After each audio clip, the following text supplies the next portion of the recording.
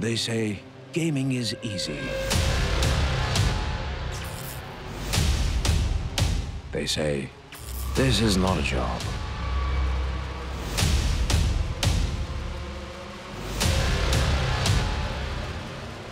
They say it's a waste of time. But we kept at it. Got better.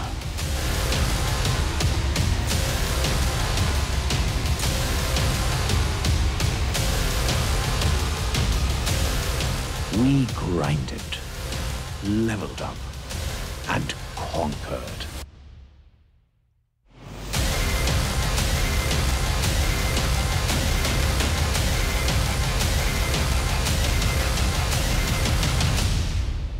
We are gamers. We are the ESL India Premiership, powered by Omen by HP.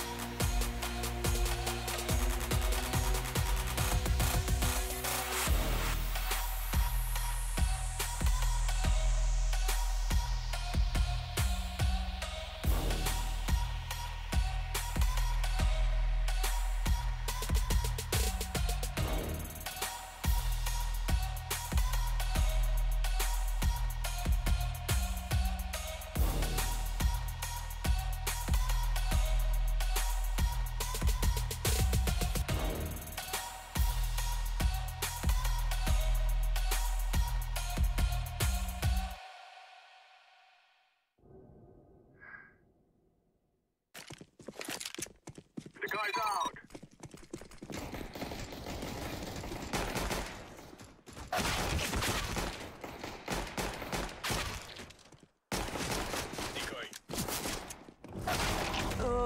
That was beast.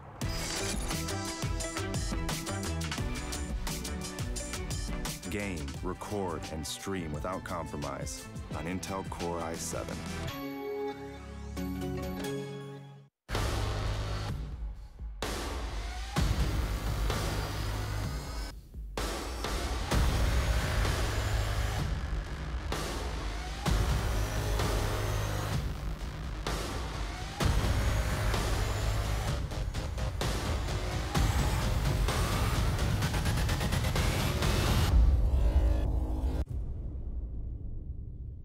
The ESL India Premiership 2018 has 3 seasons: summer, fall, and winter.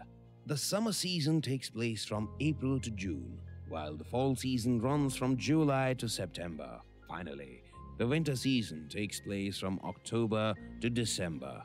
Coming to tournament formats, each season is divided into 3 tiers: the professional tier, the Master League; the semi-professional tier, the Challenger Series; the Open tier, the Starter Cups. Moving on to the frequency, every season in the ESL India Premiership 2018 will see 1 Master League, 3 Challenger Series, and 3 Starter Cups. The Masters League now hosts 12 teams and players. Meanwhile, the Challenger Series has 8 contestants and follows a double elimination format. Finally, the Starter Cups are now limited to only 128 participants, so make sure you register for the Premiership now. Once you register for the Starter Cup 1, you'll have to fight your way to the top. At the end of the phase, you will get promoted to the Challenger Series 1. You should try and maintain your position in the Challenger Series 1, 2, and 3. But this is no easy task. At the end of every phase, the bottom 2 contestants are dropped out. They are replaced by the top teams from the Starter Cups. Those who succeed in the Challenger Series are rewarded with promotion to the Master League. The top 4 teams will proceed to play in the next season's Masters League. Meanwhile, the Master League runs uninterrupted until the end of the season. The 12 champions will constantly try to establish their dominance over the others. But at the end of a season, the bottom 4 teams are relegated to the Challenger Series, while the top 4 play at the LAN finale for the top prize. ESL India Premiership 2018 begins in April. The registrations are on, so make sure you sign up now.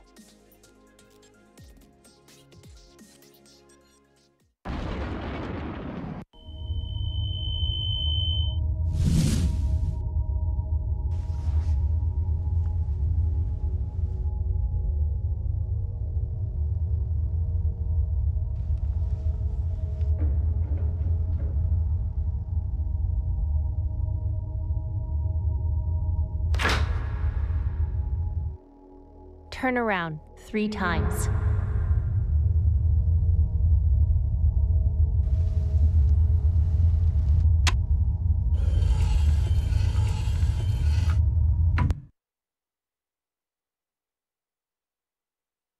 Start shooting.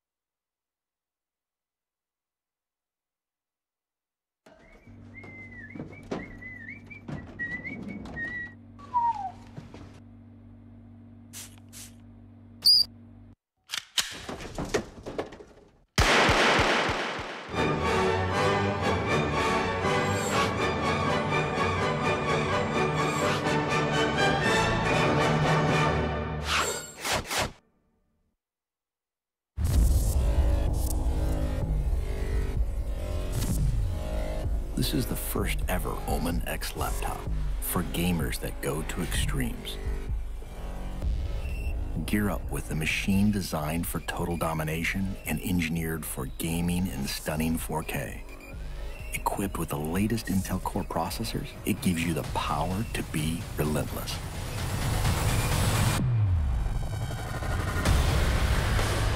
With a 17.3-inch diagonal screen and desktop-class graphics, you get maximum performance to be victorious anywhere.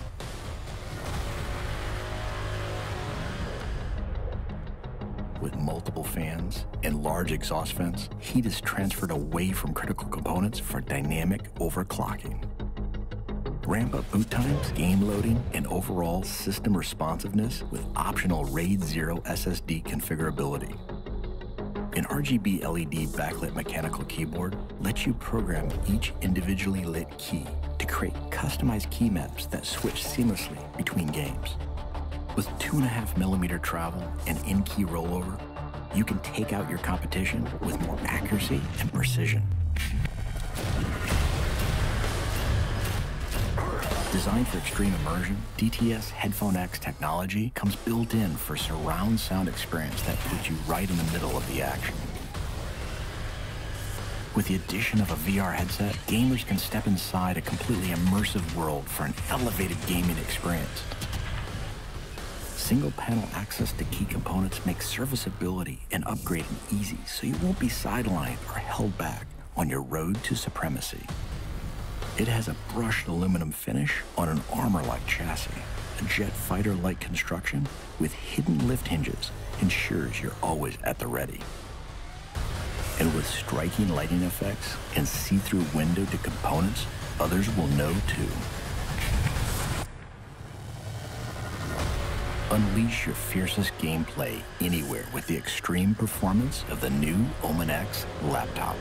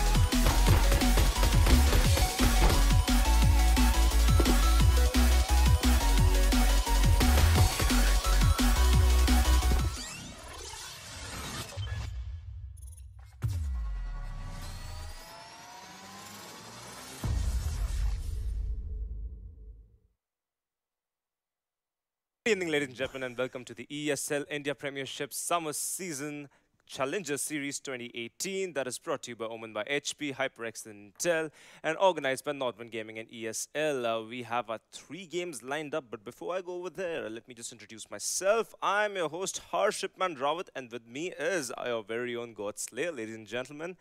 So, 3 games for tonight. We have Spark taking on Suicidal Ninja for Clash Royale, the clash of the new generation. And CSGO, where we have DarkSide taking on Elements. And Dota 2, where we have India taking on Pakistan. That is Dope Gaming versus Portal Esports. Anyway, so moving to our first game, Spark versus Suicidal Ninja. What are your thoughts on this game? So a couple of things I need to set the record straight here. So first of all, we have to clear whether it's suicidal or suicidal. Okay. First of all, we have to clear that suicidal or suicidal. Secondly, Suicidal Ninja, to be very grammatically correct here, Suicidal Ninja lost yesterday. It was a clear victory for that point of matter. But again, remember, this is Challenger League. This is your ladder to the Masters League. You gotta own your stuff. You know, you gotta own your deck. You gotta own your game here. Remember, you're migrating from an aquarium to a Shark Tank. That we saw happen once in a movie. It was called Finding Nemo. It was absolutely heart-wrenching when little fish get lost. We don't want that happening with the little fish. I'm not calling the Challenger people little fish. I'm just saying that they are also fish, just like the sharks and the piranhas. It's just that right now, there are no piranhas here. There are no sharks here. They're just waiting on the other side. So if you're unprepared for what's ahead of you, you've seen Infinity War, right? Yeah. You know what this means. Yeah. That. Well, ladies and gentlemen, let's have a look at our first player, Spark for you.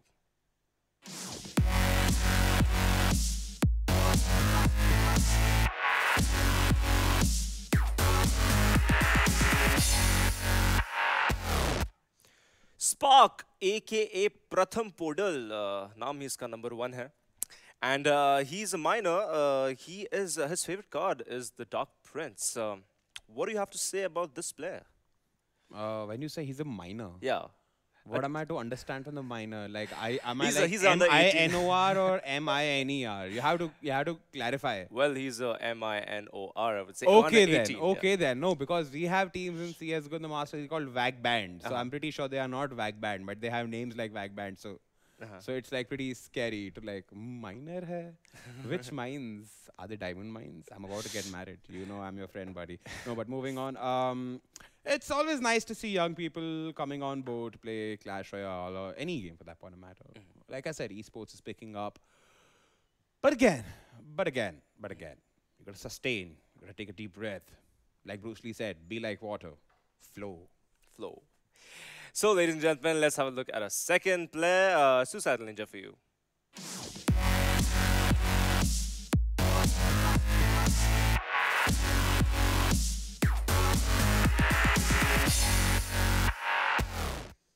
Suicidal Ninja for you, the Jamshedpuri boy, also a school boy, his favorite card being the Goblin Barrel.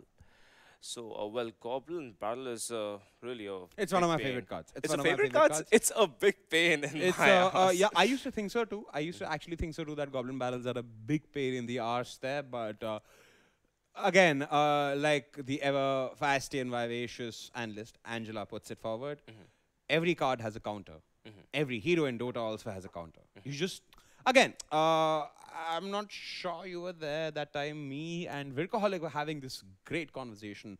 I think it was, if production can remind me, it was a Mehtab game versus, I forgot. I think it was Sutikshan versus Mehtab, yes, it was Sutikshan Beast versus Mehtab. And Gautam asked me the same question. What do you think about this game? And I told Gautam, it's got nothing to do, absolutely zilch to do with you having legendary or rare cards. It's got everything to do with just 2 things. Positioning and elixir use. You may have a skeleton army, you may have a skeleton goblin party, you may have whatever the heck your cards are. You gotta know how to place them. So even a tricky card like a Goblin Barrel, which is literally hitting behind enemy lines there for that point of matter, is predominantly going to be less effective if you know exactly what to do. Like a lot of times people lose people lose games in Clash Royale because they don't have an effective counter in their present deck for the assault. For example, one of my games which I won against Workaholic, I had a balloon, I had a hog rider, I had a Valkyrie, I had the goblin barrel, I had the goblin party, the spear goblins for that point of matter, and I had the minion horde. He had everything to do on the ground. Trust me, if I let loose a boar, a wild boar, with an equally wild man on top of it who's running for defenses, the first thing anybody playing Clash Royale is, oh, I got to defend. Right? Yeah. But the problem is Gotham never had in that game anything to counter my balloon. Okay. So there are instances in the game when you may not possess a counter for a said troop. Again, doesn't discount the fact that you cannot negate the effect of that troop. Sure, you cannot counter them. You can negate the effect. Well, interesting things said by our God Slayer.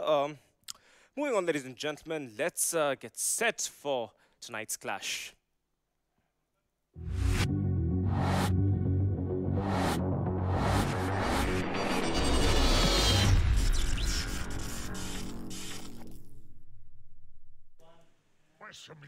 Hey guys, how are you doing today? And I'm going to be taking you through this game. If you guys already know me, I'm Angela, and today I will be casting this amazing game of Clash Royale. We did see Sahil Singh perform yesterday, but he did take a fall. But today he's playing against Spark. So let's see how this matchup is going to be. For now, we see Sucidal Ninja's deck. He's got a Royal Ghost, he's got 3 Musketeers, a beautiful Hog Rider there. He also has a Log and the Fireball. Now on the other side, Spark, he's got 3 Musketeers himself. He's got the Goblin Gang, he's got the Minion Horde, the Battle Ram, the Elixir Collector, and a lot of bats to go with that. So he's going to drop down the Hunter first from Suicidal Ninja, and he seems to be doing a pretty lot of damage over here onto that Giant. And now the Giant maybe not even reaching the tower. He's not reached the tower. The tower still looks very, very strong. And next we see coming in is the Battle Ram with the bats to follow. But it's going to be the Skeletons for now. We're going to just tank it. The Ice Golem making sure that the Battle Ram doesn't do that much of damage. Also the bats clearing out that way for them. And the huge Fireball coming there from Suicidal Ninja. Not really being able to take down that Elixir Collector completely. Now looking at these two players' decks, I could say as of now that Suicidal Ninja is a little bit on the lower side, because he hasn't yet taken Elixir Collector for 3 Musketeers, so he has to really wait for that 1 minute double Elixir count to do a lot of damage. But for now, he's going to quickly drop that Hog Rider and chunk down a little bit more on Spark's tower, but now he's got to hold that defense very, very strong. The Battle Ram and the Giant are crossing ways over here, and they both are going to start chipping on that tower. The Musketeers for now, of course, doing the damage to the Giant, going to quickly take them down. But on the other side, we see Spark taking down the left side tower with just the Battle Ram and the bats, and he's got to now just make sure that his defense comes in very strong. The Royal Ghost gets dropped there, and it's going to mostly be, I think, taken down pretty fast here. The Minion Horde is doing the damage, but now we see Spark's tower that is still at 339, so it's cool. But the Hog Rider gets dropped here, but the Goblin Gang coming in there. Beautiful defense again by Spark, but he's also going to lose his tower, and this is mostly going to go in double Elixir count. And now the Elixir Collector can be dropped by Spark if he chooses to do so, but he's again going to start off with the Giant, and to that the reply comes in from Suicide Ninja. Now we do have the 3 Musketeers that counters the Giant pretty well, but now we see Spark 2 drop down his 3 Musketeers, and the Skeletons get dropped here, the Bats get dropped here. I'm sure that the Giant is going to take a fall, but with that also will the Minion Horde, and the Battle Ram now ready to take down the second tower of Suicidal Ninja. It's dropping so quickly, and he's going to take another shot here. Suicidal Ninja got to be very, very careful. He's still not done much damage to the second Princess Tower. Of course, he can go direct for the King, but he does send the Royal Ghost and the 3 Musketeers. But we have the Bats now who are chipping away while the Giant tanks for him, and the good game gets called out to them. Suicidal Ninja, I think he really lacked that Elixir Collector at the early game, which kind of made him lose the momentum. Even though he went into the second half, the 1 minute timer, it really wasn't enough for him to really take down Spark. But to Spark, good start to this game. I did hear both our analysts at the desk tell me that the Dark Prince and the Goblin Barrel seem to be the favorites of these two players. So I'm excited to see whether they do choose to use that in game 2, or are they going to stick to the same kind of similar deck. Now, I see Sucidal Ninja and I'm like, maybe he's invested too much into the aggressive push compared to his defense push. So I'm hoping to see whether he decides to at least put a few more defensive cards into his deck for the second game, because that could be really helpful. But now we're just going to quickly head into game 2 and see what these two players have in store for us. Alright, so Sucidal Ninja going to stick to his same deck here. Meanwhile, Spark going to stick to his favorite deck too. Both have the 3 Musketeers. Of course, Spark having a little bit more of advantage with the Elixir Collector. He does have the Minion Horde also for that beautiful air defense. But to that reply, we have the Hunter and the Fireball also from Sucidal Ninja's side. I do like his name, I would say, to a certain extent, but it's very interesting to see how these players really choose their names in general, I guess. But 3 Musketeers now gets dropped by Sucidal Ninja. Big investment coming in there from him, and the reply to that is also going to be the Musketeers coming in there from Spark's side. The bats also get dropped, but now it's going to be Spark who's going to take a few chip tower damage by that Musketeer, and finally he's going to take a fall. Meanwhile, we have Spark's Musketeer who decides to change sides and follow the Hog, but then is going to get 1-2 shots off on Suicide's tower too. With that, pretty easy game here. 1 minute 30 seconds, actually 1 minute 56 seconds on the clock. Both looking strong. They both could actually manage to take this. I'm hoping to see when the Spark's going to drop down that Collector, which could actually help him quite a bit in the later stage of the game. But for now, he's just going to drop it and be happy. And we're going to see on the other side, Sucidal Ninja going to drop down his Ice Golem. That Ice, the Royal Ghost just chipping on that Battle Ram. It's not really going to reach the tower. Now we have the Hunter who's going to make sure that he takes down the Bats. But the Bats seem to be doing quite a bit of damage. And it's going to be an equal trade-off coming in there from both the players. This is now the most interesting part of the game because they both come, they both want to collect that elixir, and Spark going to be the first one to play now. He's going to drop down that giant who's going to very slowly but carefully walk towards SN's side. And to that, we have the 3 Musketeers getting dropped off again. But this is again favoring Spark quite a bit because he has the tank and he has the range. Meanwhile, Sucidal has only the range. He doesn't have a tank, and that's going to be a hard one for them to handle because the Minion Horde over here seems to be doing pretty lot of damage. But Musketeer going to survive for now. Hog gets dropped down next. The Battle Ram gets dropped next from Spark's side. And Hog is going to get 1 hit on that tower. But now the Musketeer is getting pushed there, though she managed to take down the Ram, and the Hunter is just going to be there to just clear off those few creeps hitting around the map and make sure that he has a space for the Royal Ghost to make his way. But again, Spark going to drop down those 3 Musketeers. Also, the Giant comes into the story. But the Hog Rider, there's nothing to really stop that Hog, and that's going to be in favor of SN if he's able to get a last shot off, and he does. And 17 seconds on the clock. Spark's got to think real quick what he wants to do here. The Battle Ram gets dropped with the Goblin Gang right at the back. He needs to do this damage super quick. Will he be able to manage to do that? Yes, he will. And he gets another shot off there. But on the other side, the Horde comes in. The Fireball does hit, and it's going to go into overtime. But now all he's got to deal with is that Giant walking in. The Royal Ghost doing a lot of damage. The Log getting expelled over there. But 1 shot from the Giant, maybe 1 more, could secure that secondary win for Spark. So well played. Those last crunch minute plays, I mean, beautifully executed there. For a second, I did think that Sucidal had it in the bag, but Spark just showcasing how easy it is to take down a target once you know that the counters have been completely removed. And he actually mostly, he just kind of made sure that he baited out the 3 Musketeers before he could get the second round done. So, this is the 3rd game now, hopefully, and I guess it's going to be the last game if Sucidal is not able to manage this out for himself. We see a change in decks, though. SN going to just drop in the Goblin Gang, the Spear Goblins, the Miner, and the Mortar on his side. Meanwhile, we see Spark, who's gone with the Skeletons, the Miner, the Rascals, and the huge, amazing P.E.K.K.A. over there. If I look at this draft very carefully, I see that Sucidal Ninja has a good counter to the P.E.K.K.A., so that shouldn't really be his worry. And now his Goblin Gang just going to do a few shots here and head towards the tower. The Miner gets added over there to kind of tank off the damage, while the Goblin is just going to do a little bit of chip damage. The Rascals come out, but we do know the Log kind of gets rid of the Rascals quite a bit. But he's just going to drop down another few Goblins to make sure that his Giant at least gets 1 hit. Of course, that hit isn't that strong, in my opinion. 2,000 damage to the tower for now. in lead of Suicidal Ninja.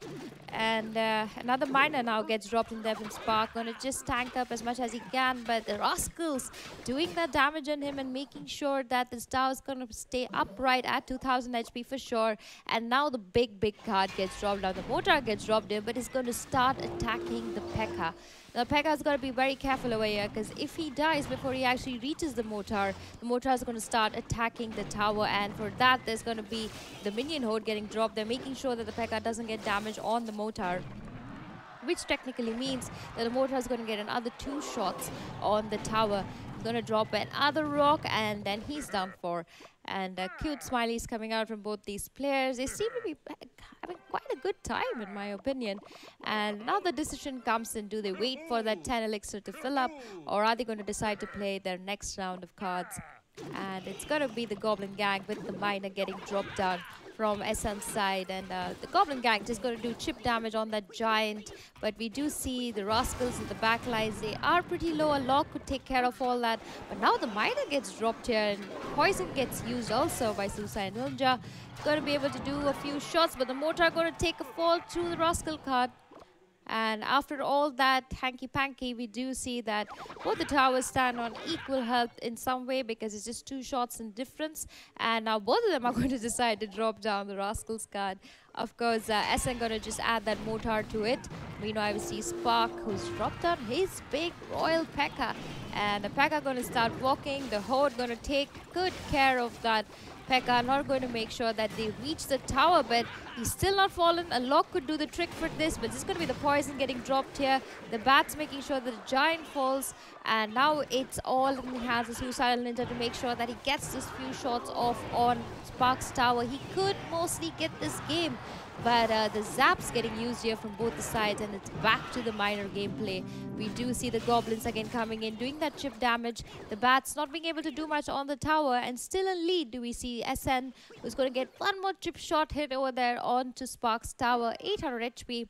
They're doing pretty fine, but it's overtime, and it's a huge 3 minutes. A way bad drop coming in there though from SN. The P.E.K.K.A. taking such good care of that minor card, and now the Horde gets dropped, and this is the best time he could drop in the poison spell, but he's just going to make sure that the P.E.K.K.A. reaches the tower. Now this is the time where the Goblin Gang needs to be dropped, but we do see that the poison is available pretty soon. If he doesn't get to use it, it's going to be a little bit of hard damage coming on the tower. The miner gets used, and he seems a little confused, and maybe Sparks almost secured this game for himself. But SN still holding strong. It's 400 HP on that tower. He can do this. All he needs to do is get one more push to Spark's tower. But for now, we see the skeletons get dropped, the poison gets used, the miner just doing that chip damage, one more shot, and it should be enough. But he also has a zap coming in very soon for himself. So if SN wants to win this, he's got to make sure that the zap doesn't come into his deck. But we do see the next card available for Spark is the poison, and with that, he can really secure this game. But he's got to be quick, because as of now, it's going to be Suicidal Ninja who gets a last hit off on Spark's tower right before the poison came into his deck. And with that, the score goes to 1-2. Very, very close game, I should say. They both played pretty similar decks.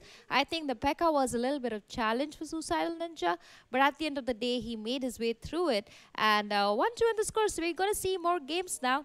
And I'm hoping to see how Game 4 goes. Are they going to play the same decks, or is there going to be a little bit of change here? Let's head into game number 4. Alright, so let's see what's happening. We do see Suicidal Ninja going to pick out the balloon. He also has the P.E.K.K.A. Meanwhile, on the other side, Spark is going to just add that P.E.K.K.A. to his backpack. He's also got the Rascals and the Miner. Now, I do like the fact that both these players have the Miner card. It all comes down to how they kind of manage their elixir counts here. For now, we see the Dart Goblin, who's going to make sure that the bats don't do much damage. The Goblin Gang going to just chip down on that Miner card. And now the Goblin Hut is a place card over here from Spark. But on the other side, big drop coming in there from Suicidal Ninja. He's going to send that balloon charging towards the tower. But as of now, we see the Rascals walking towards the Princess Tower. The Ice Golem gets dropped there just to tank down on the Giant's hits. Meanwhile, we see the Dart Goblin just doing the remaining damage on the remaining Rascals. The Goblin Hut, of course, I would say is like a constant chip damage kind of card. So this is pretty interesting to watch how we're going to see SN kind of get rid of this Goblin Hut.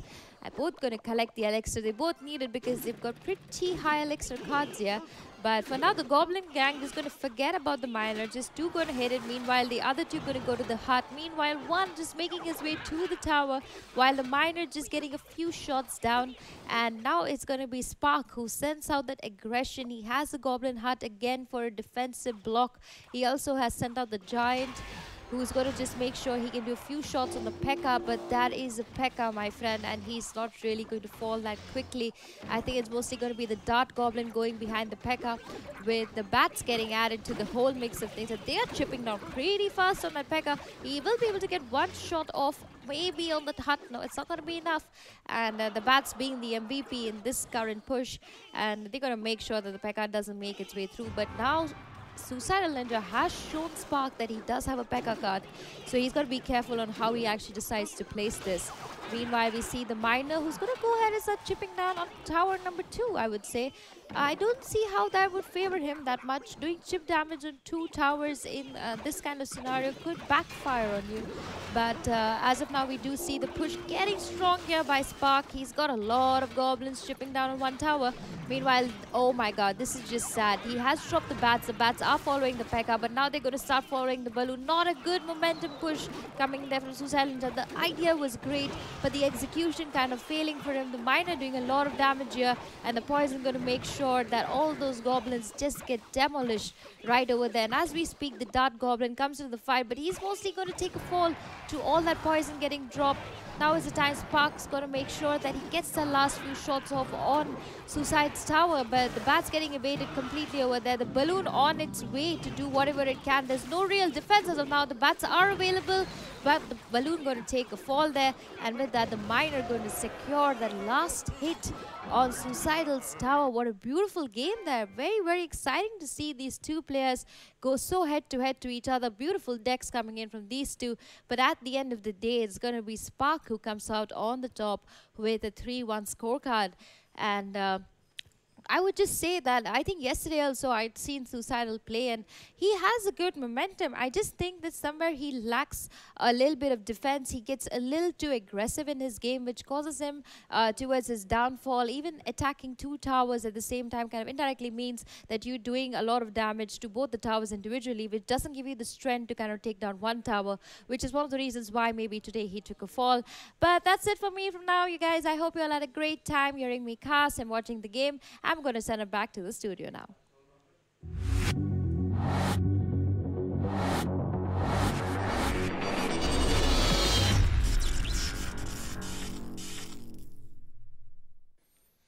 Welcome back, ladies and gentlemen, to the ESL India Premiership studio segment. And, see, did you see? I did. Well, Spark turned out to be Pratham in the game 3-1. What are your thoughts on this particular game? Pretty interesting game, yeah. Pretty interesting game.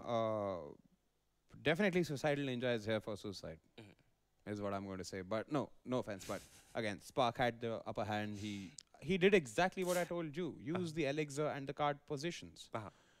If you use both of them efficiently, you've got the game in your bag. It doesn't matter what cards you have. You can play the Rascals. You can play the bloody P.E.K.K.A for all I know. You know what you're going to play, where you're going to play, how you're going to play, when you're going to play. You're sorted. You're sorted. You don't need anything else.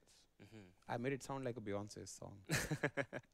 Well played by the boys. So, ladies and gentlemen, stay tuned because we have CSGO next in line.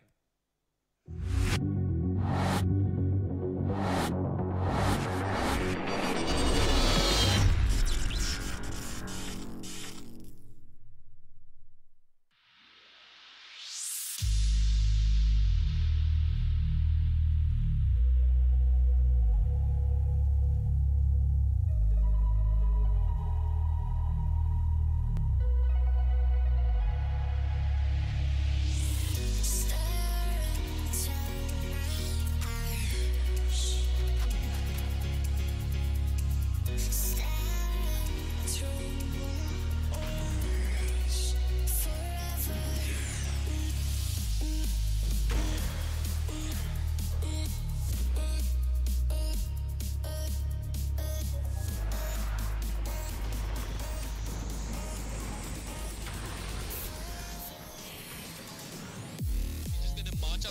cannot pop his Mask of Madness. Banshee tries to get the fight going, but the rolling boulder is there. The shield crash as well. Wukong's command as well as the boundless strike. But Nick taking more damage than he's dishing out. He's going to end up falling. The boundless strike is there along with the cooldown. They'll take down the Ace. Just a dead one doing a fair amount of work. Evil Ash will fall, but he does drop the mask up at once. Unfortunately, though, the laser, the eclipse, it bounces around. It's just too much. And Burisa Youth, they'll tap out.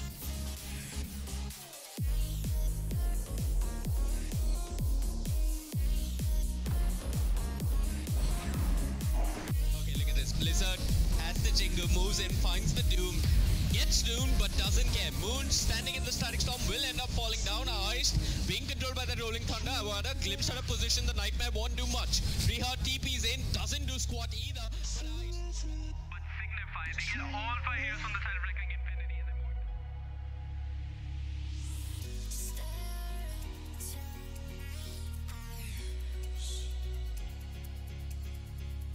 With the Walrus spot, Sagstorm on the floor, but what? What was that glimpse? Why? This the epicenter and the power strike coming through. Micro copying a fair amount of damage. Quick heal scepter buys in time. Darshan bouncing around in the shots with the snowball. Taking Darshan within him, Butter moves forward. Rolling Thunder still doing a bit of work. The Swashbuckle bringing Axel low, but the power strike is there. Quick stream coming out. Micro's got it on. The call down is there with a flak cannon. They bring down the Death Prophet. Butter teaming up with Darshan finds the Queen of Pain, but Dreamy is in a world of hurt. The power strike, the will buy time. Dreamy could possibly looks to turn things around here, but Darshan with the Swashbuckle finds himself a double.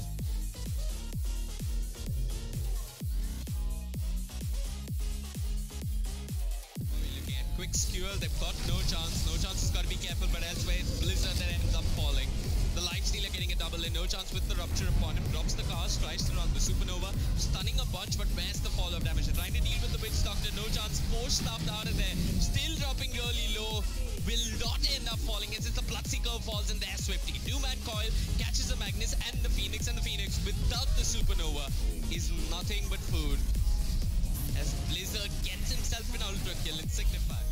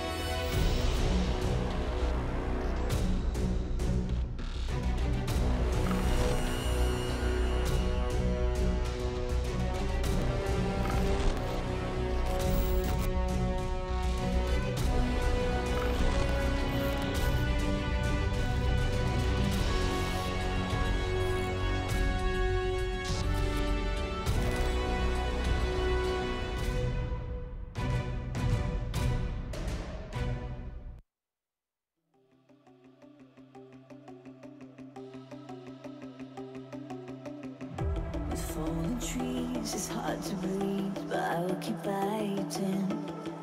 The broken walls, nowhere to fall, but I will keep climbing. I can't see, I'm in the dark, surrounded by sharks, declare over me. I can't see, I'm in the dark, surrounded by sharks, declare over me. Just take me home, just take me home. Now the sky is falling, don't let it fall, don't let me go. Now the sky is falling down, down, down, down, down on me. Down, down, down, down, down on me.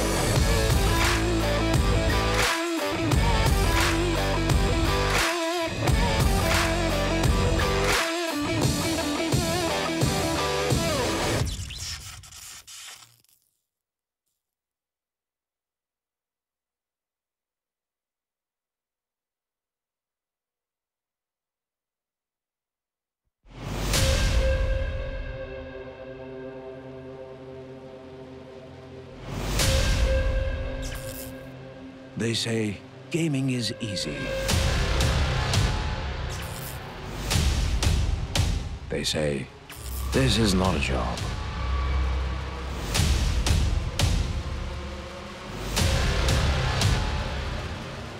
They say it's a waste of time. But we kept at it. Got better.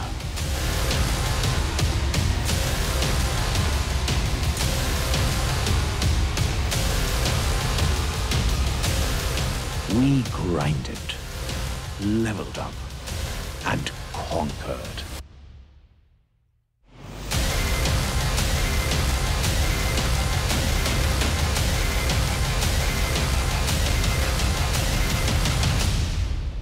We are gamers. We are the ESL India Premiership, powered by Omen by HP.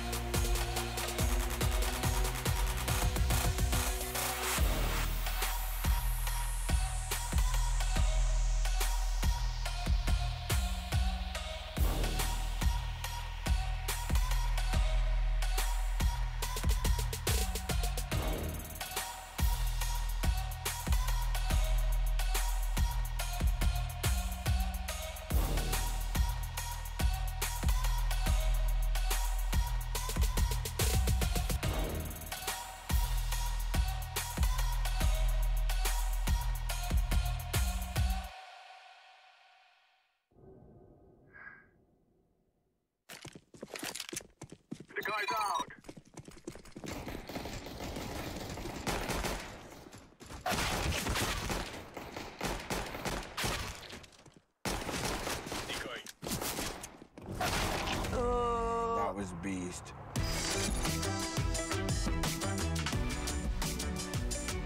Game, record, and stream without compromise on Intel Core i7.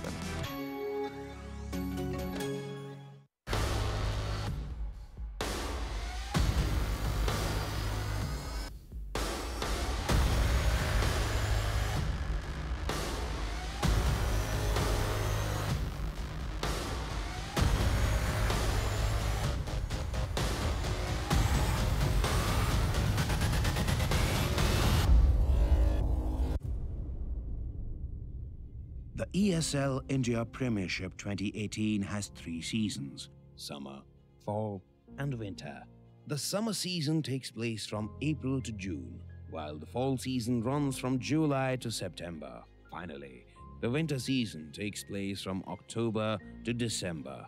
Coming to tournament formats, each season is divided into 3 tiers: the professional tier, the Master League, the semi...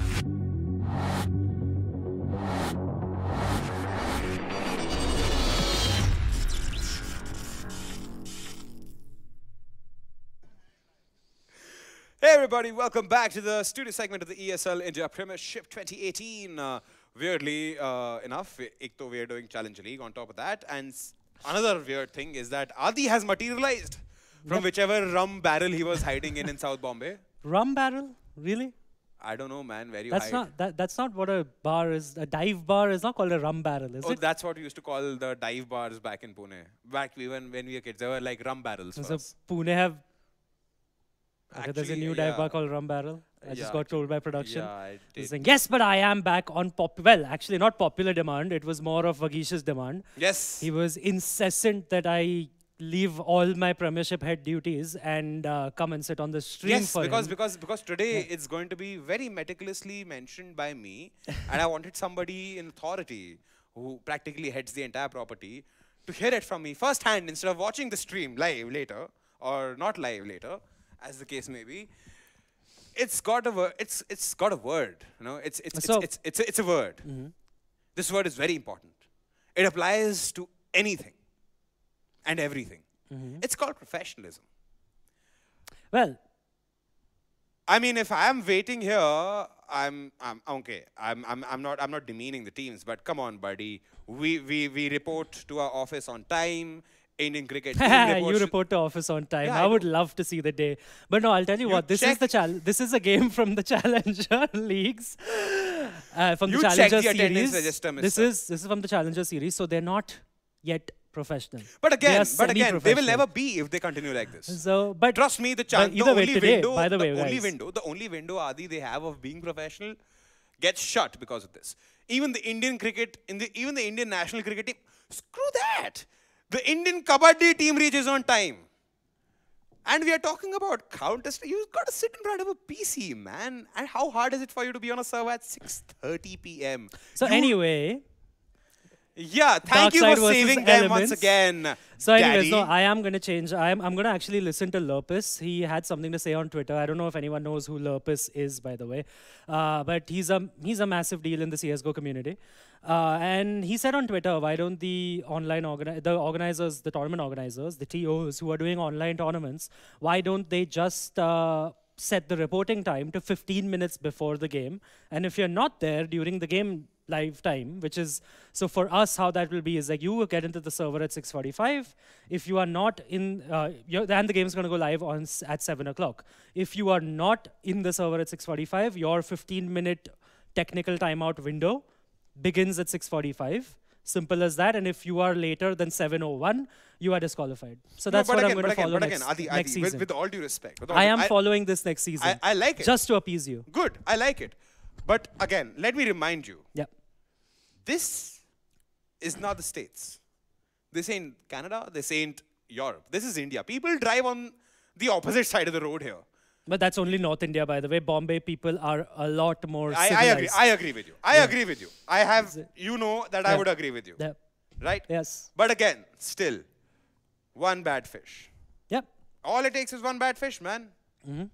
How about we actually get into this game now? I believe the teams are finally hopefully, ready. So let's hope the teams are here because the first team though now from Kuwait called DarkSide. Yeah, definitely. The only thing dark about them is not being in the server on time.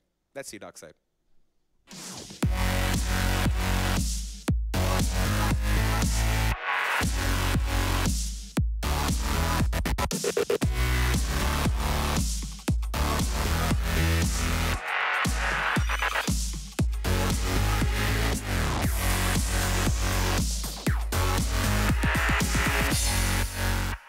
All right, Chingy and gang there. Who and gang? Chingy. So anyway, I'm going to be brutally honest. I have no idea who the hell DarkSide are. All right, so they're a new team from the Challengers, and this is an exciting game as well, by the way, because one of these teams is going to be out. So this is a double elimination series. It's a double elimination bracket. Both of these teams have already lost one. This is a lower bracket game, and either the other team, which is Elements, or DarkSide are going to go through. Why don't we look at Elements first? Because we know a lot about Elements, and I know there's something definitely on your mind. चलाते हैं भाई आप गुरुजी. Well, let me do it then. गुरुजी, लगाओ Elements. क्यों नहीं लगा? लगाओ. Get it.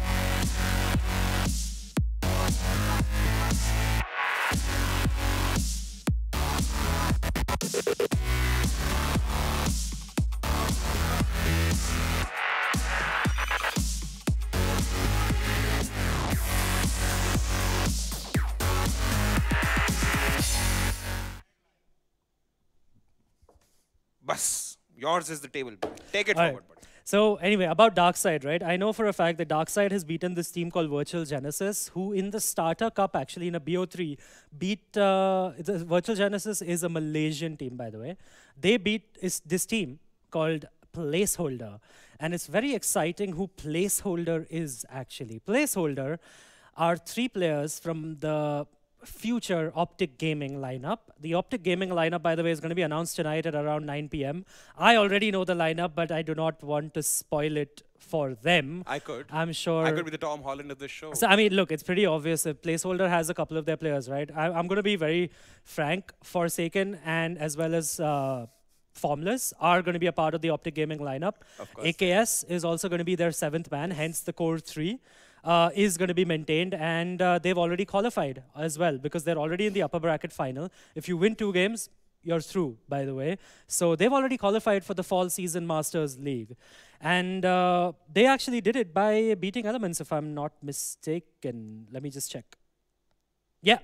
Placeholder actually beat Elements 16-13 on Inferno. So Elements, by the way, a team that has stuck together forever. And remember this, in 2017, in the fall season, we said Elements should probably change their lineup. Yeah, we said because the same about Brutality they've stuck also. to this. Yeah, and guess what happened? back. Wasn't Pexa left after that? Wasn't Pexa literally left after we so said was that? retired Pexer, I have no idea, disappeared. But he was pretty skinny as well. I think he might have gone on one keto diet too far. Yeah, I mean, Elements, they've stuck together for a very, very long time, and I actually thought that they need to change their lineup. But if they don't change their lineup, and if they actually win this today against DarkSide, they will go through and they will qualify. They will qualify for the Masters League in the fall season. So it's exciting days actually. For this game is going to be pretty exciting. Yeah, I mean, with all the bashing they've got from us in the fall season, I mean. See, again, it is... I love how, because the teams have delayed us, you're purposely delaying the veto so that we make them wait. No, I'm not delaying anything. I'm making my point. Come on, am I not entitled sorry, what to was make a your point? Yeah, I mean, I've shared the same desk with you. I've seen Elements. I've seen teams like VAC Band not going eco and going YOLO. So, again, my point is very simple. Elements, again, talking about the team specifically as per se, are the you and me and Mamba, since Mamba is not here, just you and me here for that point of matter, we have seen Elements have a very, very, very trying time in the fall season last year. Yes, I'm totally agreeing with you. We did mention that they should definitely take a deeper look at their lineup, try to see where they can fit in somebody better. Yeah. But again, look at it in hindsight. That was the fall season, buddy. We are talking about the summer season here. This is Summer Season Challengers League of 2018. They literally are 1 year later. It's like a movie, 1 year later. Like you have a slate. And they've still stuck together. They've still stuck together. So I mean, there is some props for that. Props for that, true. But maybe I'm hoping that by the end of today's game, we will get to see what taking a lot of pain, effort, and resolution could do for you, yeah. Like, I mean, if you've stuck together, you might see, man. Another interesting tidbit, by the way, if DarkSide, they have mentioned to our League Ops team as well, to our admin bulls who's sitting right in there as well, that in case they do qualify, in case they do win this game, they want to move to Bombay to play move to India, sorry, to play the fall season. Because they are playing at a bit of a ping disadvantage. They're playing all the way from Kuwait. I've heard you have a big house, Adi. Yeah, not that. I have a big house, but not a big heart. Big house, not a big heart. Oh, okay. No, but moving on. Again. Let's go to the veto. Yeah? Again, last couple of points here about Elements here. So again, if we see an Elements winning this game, you know what? Even if Elements loses this game, but with a respectful score line here. I mean, it's not going to matter because if they lose this game, they're out again, and they're not going to be in the Masters League again. So that's the most painful point. That's the most painful point. But this is the most important BO. But it's a resolute. This is the most important BO1 of the year for them. Thus far. For that point of matter, yes. I agree. Let's see which map it'll be played on. I'm actually excited. I hope it's not Inferno. It is Mirage. It's Mirage. Train nuke. Yay, oh wow! Take it to the pugs. Elements, 1.5 years on, is still perma-banning Train. I remember this, that is their perma-ban. Their second ban is Nuke, obviously. Dust 2, really new map to the pool Shouldn't right be. now. I don't know why Dust 2 is getting banned. It's actually, it's very different now, actually, the map. So it's very chaotic, and you need to figure out the new strategies and the new smokes and things like that. Actually, we see even the Star Series that is going on parallel to our day-to-day. Most of the teams are avoiding Dust 2, and they're actually playing Nuke instead. And also, Star Series has a massively amazing format, which runs for 7 days, but still, it's a BO3 and they also Swiss DQ the format. teams for being late. No, they don't. They don't? No, it's a land tournament. Oh, my. Nothing runs according to the accelerated schedule. Everything is the delayed schedule. But yeah, Mirage. I don't think we need to look at the map. I think everyone knows Mirage. Why don't we just go to the game if it is ready? Let's still just take a look at the map, because you want to hear your a lot of people who are joining us would be new. They wouldn't know the map. It's always for the benefit of the new people joining us. Let's take a look at the map, Mirage. Mirage. While Mirage relies heavily on middle control, thus enabling the terrorists to oscillate to either bomb site. It offers a different dynamic of seizing bomb sites instantly through carefully placed smoke grenades.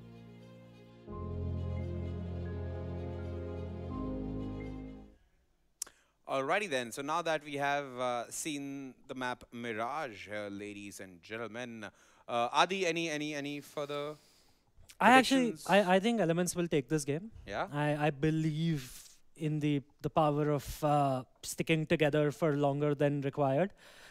And slight jab there, but yeah, that's like brutality. Yeah, well, actually, brutality went back to the 2016 lineup, so maybe Elements can do the same. Maybe if they go back to they have gone back to the lineup, by the way. They have once, yes. Savage is back into the lineup, actually. Savage was gone last year. Yes. For a bit of last year. He is back as well now, so maybe that changed. Just like how A-Star came back to brutality, Savage coming back to Elements might be the Any difference particular maker. players you'll be looking out for in this game? No, definitely Savage as well as Imba. Savage and of course, Imba. Legendary Killer as well. I think Legendary Killer is their best player on the Element side by far. If his op gets rolling, that'll be interesting.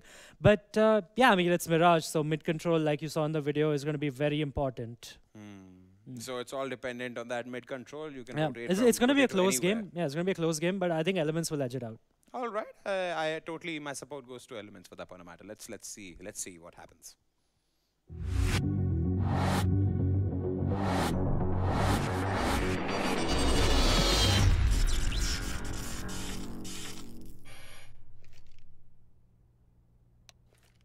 Welcome back, ladies and gentlemen, to the ESL India Premiership. Today we're in the deciding match of the Challenger Series. The winner goes on to the Masters Division and the loser bows out. The match is going to be played on Mirage between DarkSide and Elements. And with me is the ever-charismatic, the best-looking caster in the country, Mr. Mamba SR. Mamba Sar, how are you today? It's a pleasure to be alongside you casting this matchup. And it's always a pleasure casting with you because you come up with all these idioms and all of these fancy words to describe simple situations, and for some reason I really admire that from you. But nonetheless, it is going to be Mirage, and I'm really surprised where Rat is playing right now. So ballsy in the first round, right? I know he's going to get spotted, he's going to get absolutely destroyed, paying the price for it. I am absolutely, I don't know, I'm quite uncertain about the fact why was he playing there, but nonetheless, it's going to be Chingy all alone, or maybe not. Algonims is going to be there towards the B-bomb, so alongside Riv, we're going to try and hold it off, but Algonims is going to get taken down. It's going to be Rims, actually Riv and Faker, never mind, the names are so hard to pronounce. But nonetheless, Legendary getting the refrag. It is going to be 1v3 in the favor of the terrorist side, and Faker has a lot to do with right now at his hands. Yeah, 1v3, not an easy situation, especially on the B-bomb side on the pistol round. Well, Faker is going to spot out Nims and Legendary Killer. Oh my god, that's a beautiful shot. He lands on a Legendary Killer. Oh, the pixel headshot. Nims bites the dust. Now it's all down to Bunty versus Faker. Who will come out on top? Bunty spots out Faker, but Faker, he is not one to be trifled with. He will chop Bunty's head off like a guillotine from the French Revolution. That's the royal family taken care of. Nims. Well, it was Nims, Bunty, and Legendary Killer. They all fall one by one at Faker's hand.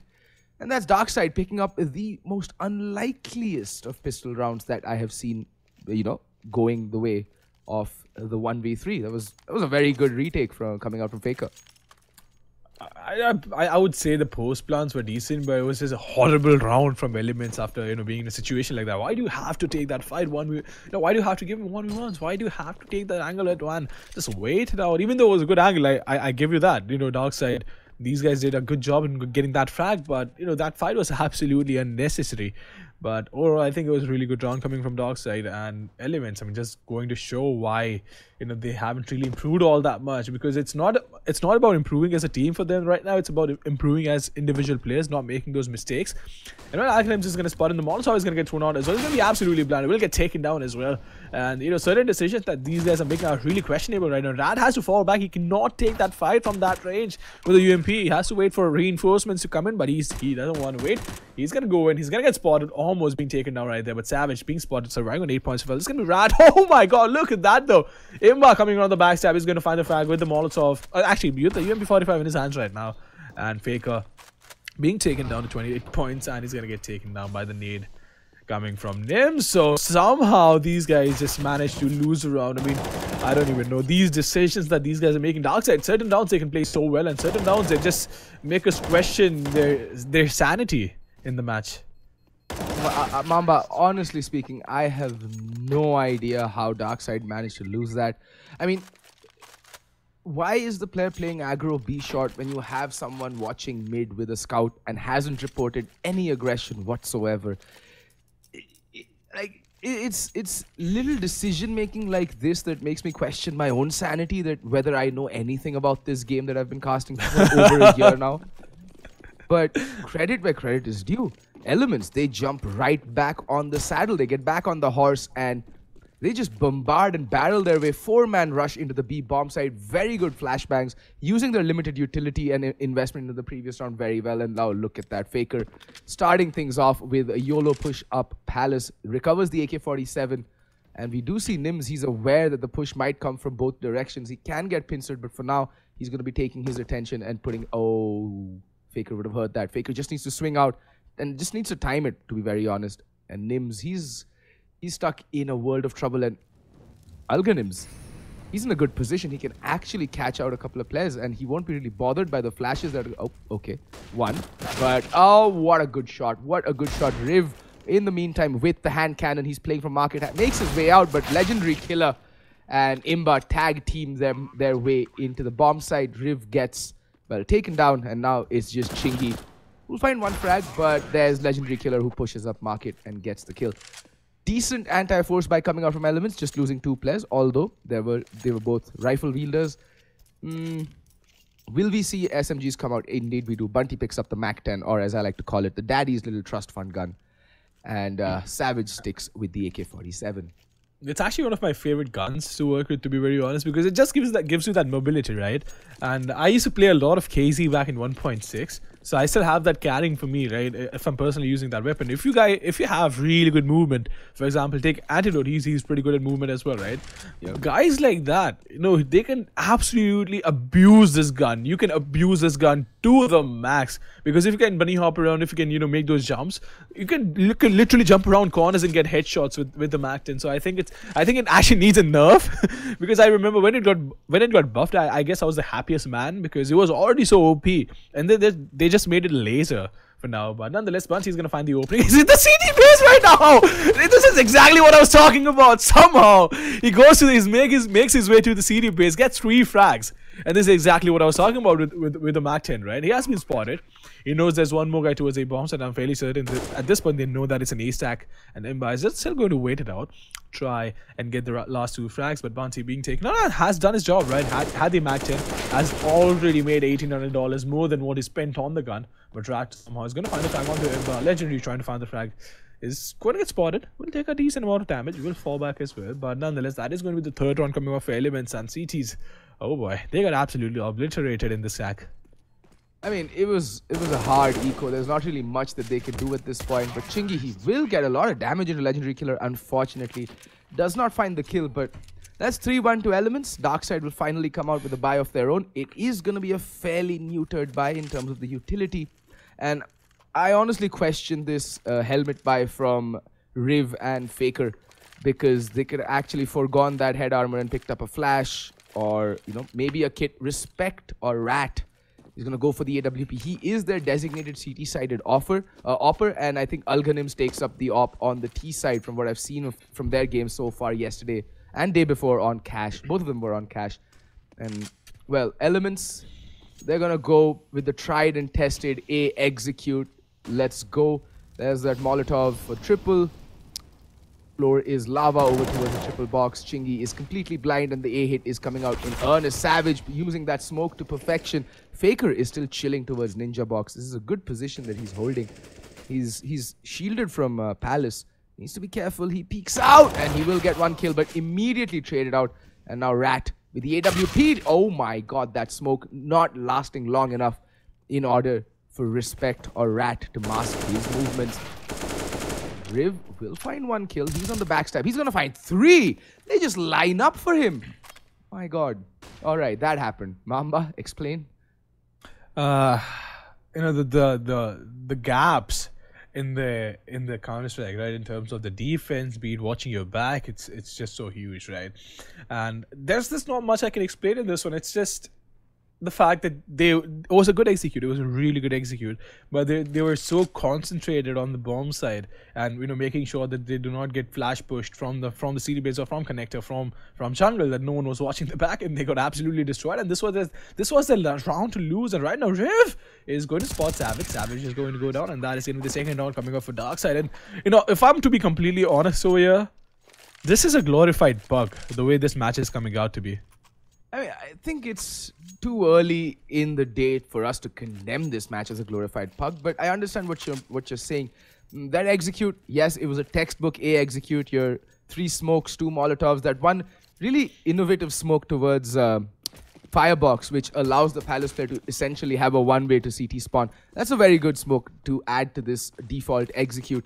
But the fact that the players on Elements had no idea how to take decent post plants, and they just literally got tunnel vision on the player towards connector, and Riv just pushed and used him as a positive bait, taking down 3 players and then getting the final 4th as well.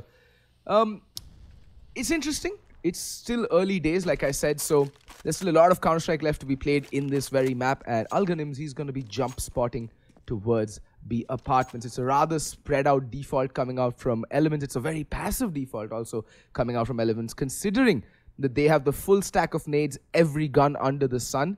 I would have expected them to go for a more aggro default, getting maybe mid control, using that utility, putting that to good use, you know, forcing the CTs to throw out their rather paltry sum of nades and then, you know, wrench a particular site from their control using their remaining utility. But doesn't seem like it's going to be the case. And Imba, I think that's the lineup smoke for one side of, yeah, there we go, B short. They're going to smoke off the arches.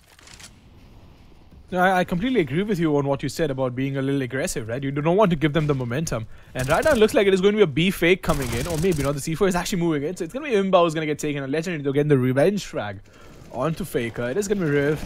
Alganim's at Rat, but Alganim's getting the trade again. And those were really quick trade frags coming in, but look at the Molotov coming in. The CTs know that their back is open, their back is exposed, and Legendary is going to try and make his way to it short. He's going to miss that jump and will lose out on precious 7 seconds. I mean, you know, making that jump, this is where the movement comes in, right?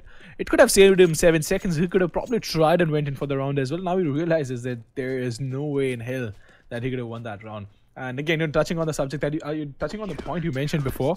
I totally agree with you. I mean, you know, be a little aggressive. You just lost 1 round, right? You still have the advantage. They won't have the losing bonus coming in. You have done enough damage. Why not just be a little more aggressive, right? You do not want to give, you know, you don't want them to play in their comfort zone. Keep them on their toes when you have that sort of an advantage. And well, they didn't do that. They paid the price for it and try to go in for a complete execute, which is not a bad thing. I don't condemn it, but it's just that it's one of those things, right? So sometimes you have to play with the mines rather than, you know, you have to beat them outside the server in the mines rather than just, you know, out-fragging them, out-aiming them, or outsmarting them in the server. So it's a little hard to explain it right now, but overall I think you made a really good point, Pet. I mean, here's the thing.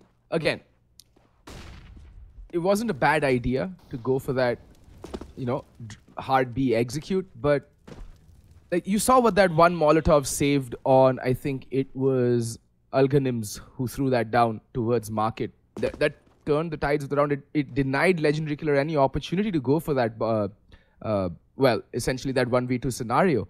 Now, if you'd actually drawn out the utility from the opposition, you would have had a much easier time emptying out a bomb site or actually taking control of a bomb site. And now, oh my god.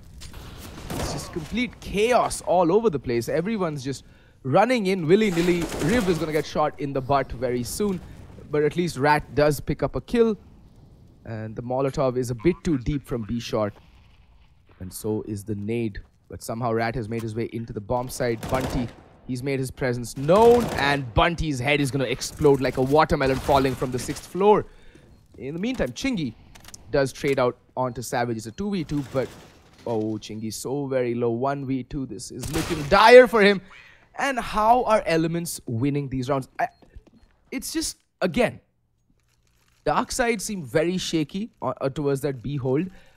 I think one of the primary reasons that Elements lost that gun round with the execute was because they had 3 of their players had to actually push through the smoke, and they didn't have a proper line of sight into the bomb site. They used the wrong utility. They used the wrong smokes for the wrong execute, in my opinion. If you're going to pincer B from short and apartments, you don't really want to be smoking off both the pillars. You want to have line of sight from at least one angle. So you eliminate one angle and you focus your entry onto the others. And look at what this has done to the economy. DarkSide won the previous 2 rounds with just 2 players kept alive, which means that force buy, that semi-buy from Elements, paid huge dividends. The 2 players with the armor and the AK-47 were able to carve up this defending CTs, and now not only did they carve up the defending CTs in the previous round, they also managed to obliterate their economy. And now Riv, well, he's standing by his lonesome. They've gone in for a force buy of their own.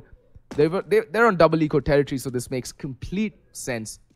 And now, well, they have to play with a very, very limited buy, and there we go. Already the man advantage being seized by Elements. Faker going down without doing too much damage either. This is certainly interesting. And while I was watching the boost coming in, I actually thought of something new which hasn't really been tried on Mirage. But in the meantime, Rat is going to get the frag onto Imba, and we have a Tech 9 as well, I guess, if I'm not mistaken. Oh, no, man, I think I just heard things right now.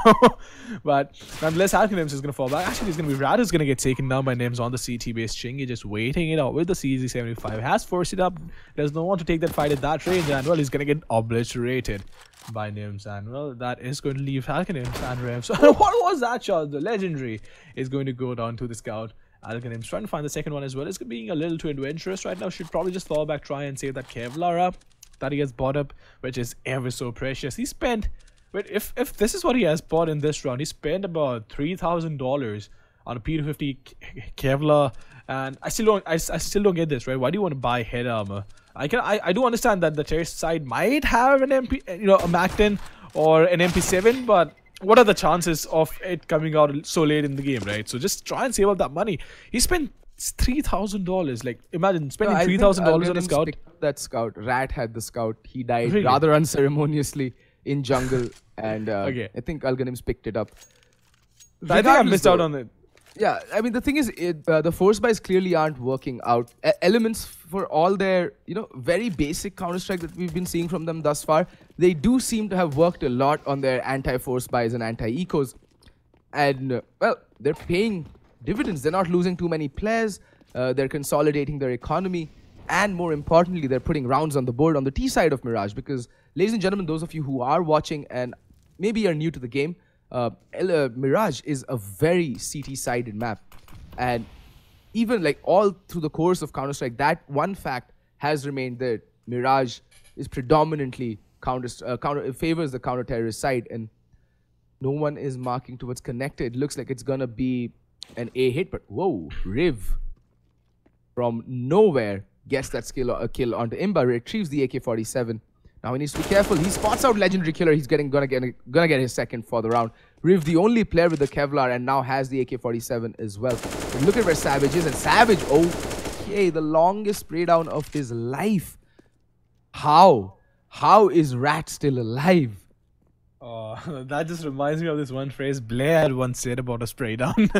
But, talking about how CD-sided this map is, right? I remember a Reddit post coming out when, I think it was late 2016, when the map actually, nonetheless, I think they're actually going to go in try and go in for the retake, but Rev is going to go down, the AK-47 is going to fall on the CD side. It's going to be Rat, he's going to wait it out, try and maybe get the frag through the smoke or not.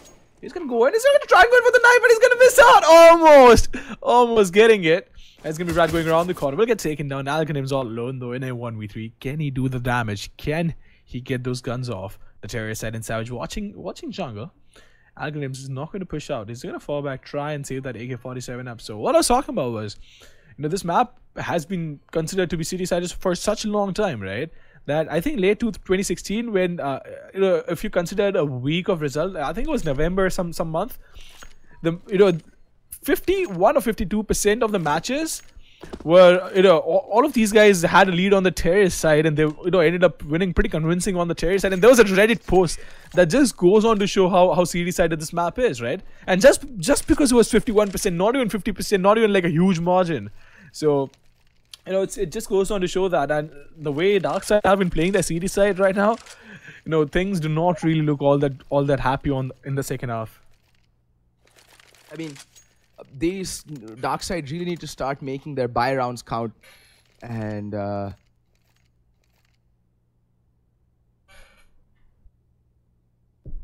well,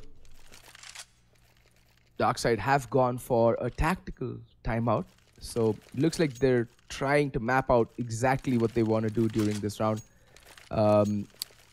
We will be seeing a buy, most probably. They do have above $4,000 on each and every one of them.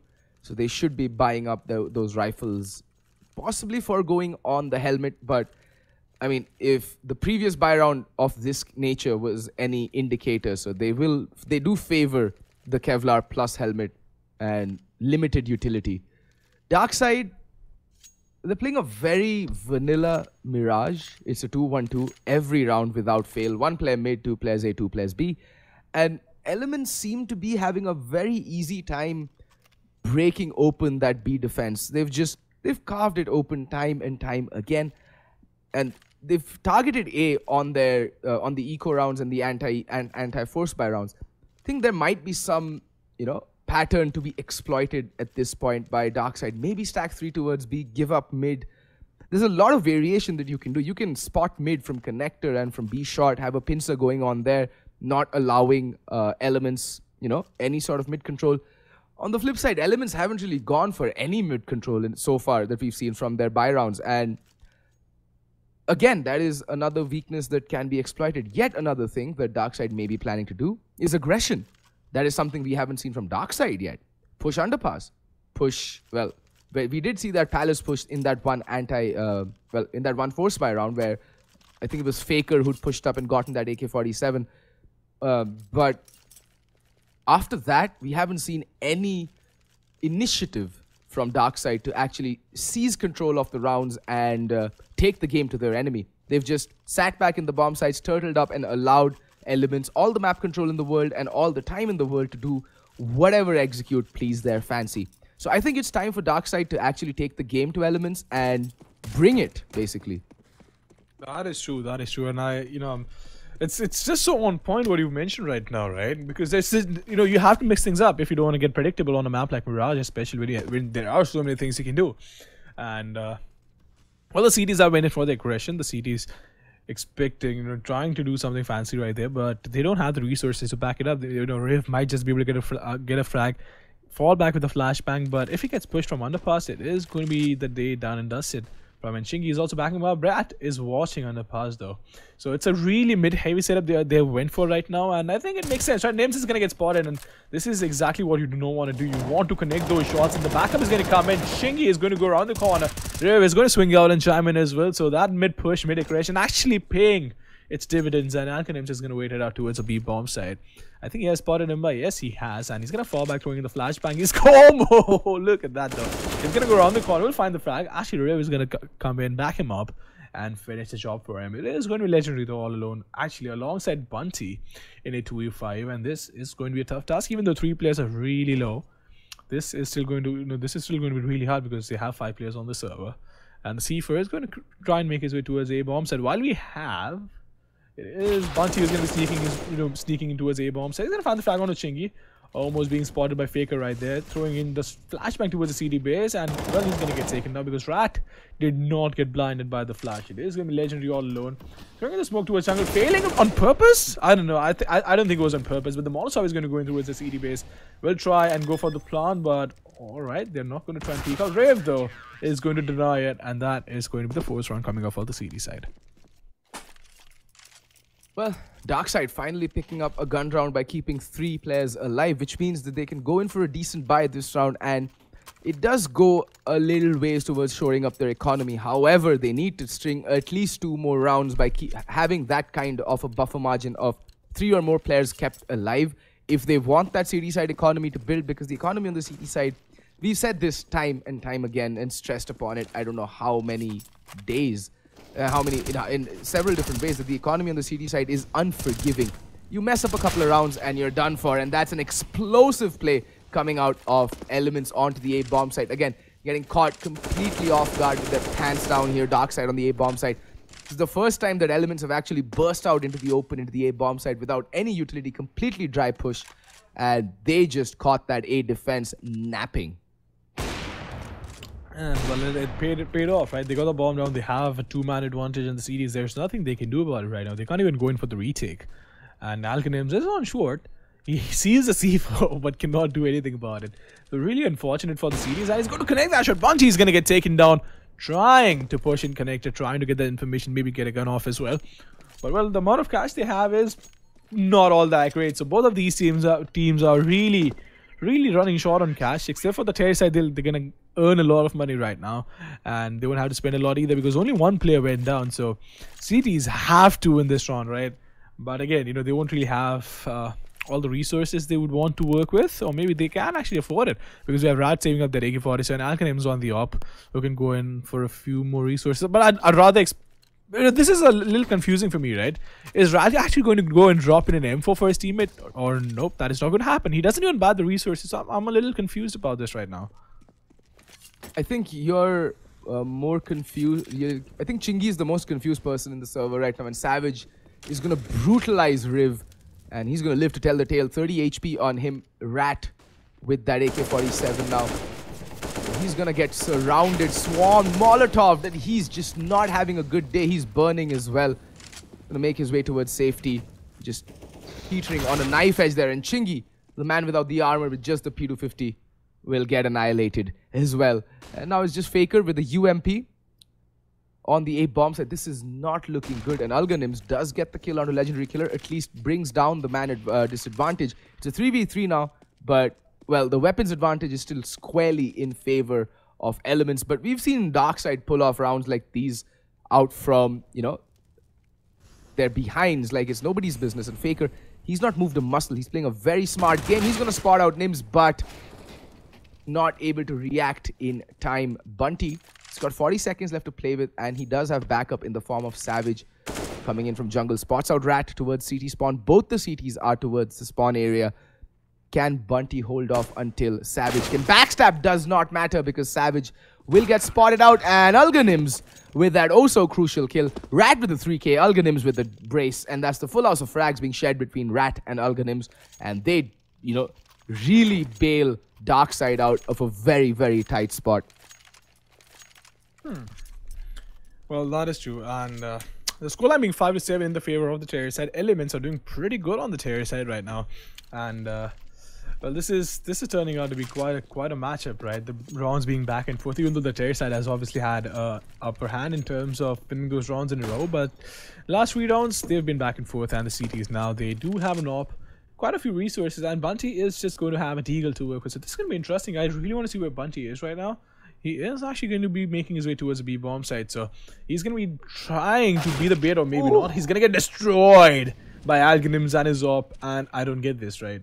I mean, at least wait for someone else. If you are going to have a deagle to work with, do not try to make that hero play, because the possibility of you getting an opening inside the B palace with a deagle while you have no one to back you up are like literally zero, right? Unless you're like Nico or something.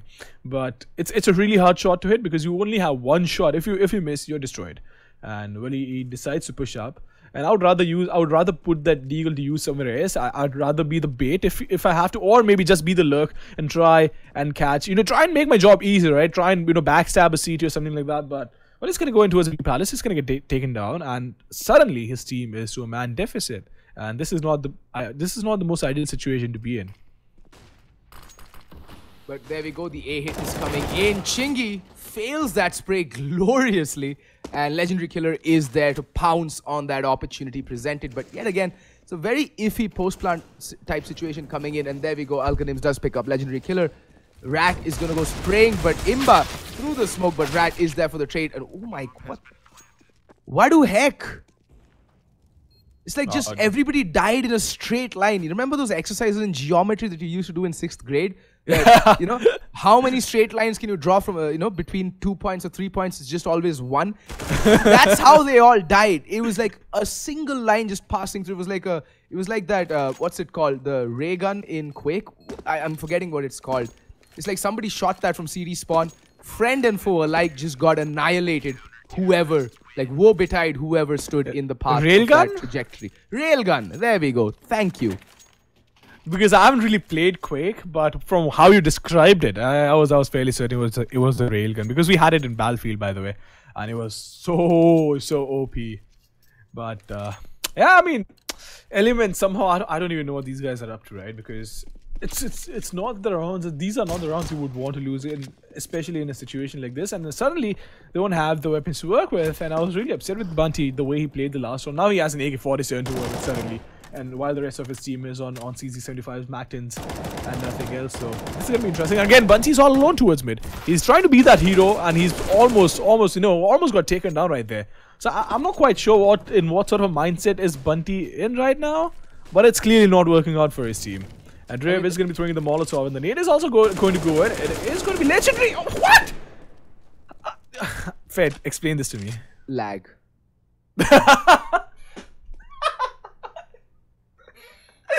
Oh boy, you summed it up in one word so nicely, so nicely. And that is what all of us do, right? When we miss a stream. Yeah, well, bro, he's lagging. I'm lagging. We're all lagging. The servers are good, actually. It's from SoStrong. The servers are the best ones in the country.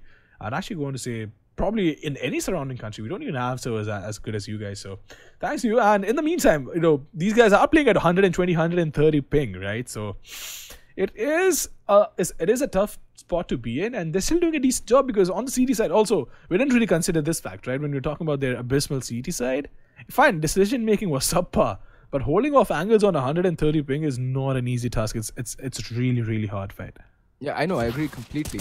And you can see the sluggishness, like you can tell that the ping is affecting their reaction times as well. We saw this with Portal Esports as well during the Masters division, where their high ping really kneecapped them from time to time, especially when it came to the CT side peaks. But, well, Bunty, he's got the angle covered, but... Alright, that... He took his sweet time, letting Savage die there quite literally. I mean, Elements don't really have the excuse of high ping at this point. They're the ones playing at 1/3 the ping of DarkSide. And, well, DarkSide will tie up the scores, like, looking extremely dodgy on their CT side. DarkSide, that previous round, by the way, team ace for Team DarkSide. All 5 players getting a single kill. That's always good to see, the frags being spread around evenly. That's true. And in the meantime, the way things are working out for DarkSide, right, I think they might just have a really strong CT side to close in with, because the score is tied out at 7-7. They were looking pretty shaky in the first few rounds, in the first 5 or 6 rounds, and now suddenly they'll bounce back, and the scoreline has tied out to 7-7. So it's gonna be Savage who's gonna wield the op on the CT side up against Alkanims, who's gonna have an op to work with this. Also the nade going, and look at that, they're doing a lot of damage. Legendary is gonna get taken down to 68 points. And the reason I say it's a lot of damage, because he didn't even see him, right? And this just reduces a bullet somehow. How does he miss him? I don't know if it's just the timing, or is he playing on black bars while he jumped up. But this was just ridiculous, right? You don't expect these things in a match, in a tournament like this. But nonetheless, that happened. Savage is going to go down. It is going to be Chingy who's going to find the flag on corner. Faker going to go around the corner, swinging out. Imba is going to get taken down as well. It is going to be Alkanims and Faker on the CD side in a 2v2. Can they pull this off? But that is going to be the question. It's going to be Nims who's going to get taken down. And oh boy, this is certainly turning out to be really, really interesting. It is going to be Bunty, though, in a 1v2. Can he pull this off? He has been in a clutch situation in the last 3 rounds and has not been able to close it out. But this time around, though, well, it's not going to change. It's like watching...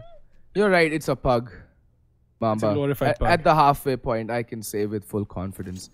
We're watching a pug match being played. A very high-ranking pug match, don't worry. Like, it's beyond global. But it's definitely still a pug. And this is such a change, right? Yesterday we saw Shivaya and his team, if I'm not mistaken, Shivi, sorry. Yeah. It was, which team is it? God Particles. God Particles. And even though it's the same league, right? It's the Challenges League, but we were really blown away by the way they played because of their teamwork, the way they were taking their decisions. You know, I actually ended up messaging him on Steam that you guys played really well, and that is a difference. That is, you know, we are seeing two ends of the spectrum right now in 2 days. We saw God Particles playing such good Counter-Strike, and today it's just you know, it's not teams winning rounds, it's rather teams losing out on rounds and us pointing the mistakes out. I mean, it's okay, man. But I'd say this, credit where credit is due. DarkSide do manage to mount a comeback, and they end the half with the lead. They've taken their second tactical timeout. It's clear that DarkSide actually have a plan, and they are willing to adapt and make changes on the fly, which is a sign of good things to come for any team in this Challenger division. Look, the way to success isn't paved by mad fragging skills or insane mechanics. I mean, yes, those are par for the course, but it's actually when you sit back, evaluate your rounds, and are able to adapt within a game, that's what actually accelerates that path to success. That road to Masters division is actually, you know, the yardstick there is adaptability and flexibility. It's not just raw aim and skill. Because after one point, you have to just concede to the point that, yeah, okay, more or less everybody will be on a level playing field, apart from gods like, you know, your Marzals, your Excallis, your Hunters, Antidotes. These guys are just mad aimers, right? But then the rest of your skill pool is going to be very good mechanically gifted players, but they hold their own because their neurons are firing at just as fast as their, you know, hand-eye coordination allows them to aim. If your brain is dead, you're not going to make it far in this game. You have to be a thinker. You have to be... I think one of the best examples of this, I mean, I actually was having this discussion with Equitas, and we were talking about Forsaken, right? And this guy plays on a laptop on like 70 FPS. And we ended up talking about this because since he's at such a disadvantage in terms of his gear, does that force him to improve his decision making? Because if you cannot if you cannot be as fast as the other players on the server, you have to outsmart them, right? Yep. And that is the difference that, you know, that just goes on to show, like, everyone's like, oh well, I'm gonna buy a better mouse, I'm gonna buy a better monitor, I'm suddenly gonna be a pro. No. That sure does help you with your mechanical skills, but you have to think it through. And if you are not making the right decisions, as we've been criticizing right now, for both these teams, I think it's not going to work out. And well, in the meantime, Riv is going to open things up towards the bomb side. It is going to be names who's going to get taken down. And the most basic of smokes on the bomb side, and elements cannot even contain that. So, well, they are going to be in a 4v5 retake, which is still plausible. They do have a smoke to work with, but they have a lot of work to do. They have 3 guys towards CD base on the right side. Look at this now! Emma with an amazing headshot. And this just reminds me of VP, you know, stacking up on cobblestone towards mid. And I'm fairly certain any CD that peeked out towards CD base right now in the last round, they would have shat their pants. Yeah, I mean, you peek out, there's like a firing squad waiting for you, and that's when you realize that you've effed up. I mean, I love that meme, dude. I love that meme. It's one of my all-time favorite memes. That I know, right? It's literally like, you know, you can see it in their eyes. Like, this is the moment where they see their death coming, and there's nothing you can do about it. Pretty much. And see, it's that meme and JW Best. Those are my 2 favorite all-time CSGO memes. Anyway, Savage is going to spot out a bunch of players heading out towards mid. And again, I like what DarkSide are planning, that they failed that smoke, but they've gone for the map control, they've gone for the mid control and the eventual B pincer. But Legendary Killer, he's going to shoot between the 2 players and hit nothing but air. In the meantime, Imba's going to spray away with that CZ and, well, get immediately traded out by Riv. That's going to leave Mr. Bunty and Mr. Nims in a 2v4 situation. Bunty is going to get smacked in his face with that 7.62 bullet through the wall down to 40 HP, and then he's going to slyly walk away. It's like if Sai were playing right now, he's like, "Kya chappal mara, kya chappal pada usko, ekdam halka sa chappal." That's what Sai would say. I love watching Sai stream, dude. He's such a charismatic pro player. Like, one of the things that I've realized is that, you know, Sai, he may suffer from consistency issues, but his charm, like, the man is just oozing personality, and he's just such such an entertaining guy to talk to. Like, be it LAN, be it online, be it in his Discord. He's just such a fun guy in general, and that's why I think he's such a beloved, pillar in the community. That is true, and it's one of those things. Actually, I don't know if the community saw it, but I saw quite a few videos from yesterday's birthday party that Sai gave out. What happens in Vegas stays in Vegas. In Vegas. Yeah, let's just not go there. Yeah. But nonetheless, it's gonna be the CD side on an eco, and this is gonna be really hard round to save because I mean there's nothing they can do about it. And Bunty's gonna be pushing up. They have a CZ75 to work with, actually 2 of them, and they're going to be pushing up as well. But the Terry side taking mid control this time around is not really surprising, which is a good thing to do, of course. But Imba, had he had the CZ, he could have destroyed them. And he's on the backstab! The Terry side doesn't realize how do they not realize? How do they not hear him?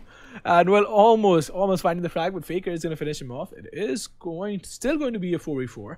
Alkanim's on the backstab. He's going to find the frag onto Legendary, and that is going to open up the B bomb side. So the CDs, well, all they can do right now is sit back, relax, and watch the B bomb side go down and drain. But okay, Bunty is going to come across the corner. Rat is going to get taken down with a headshot.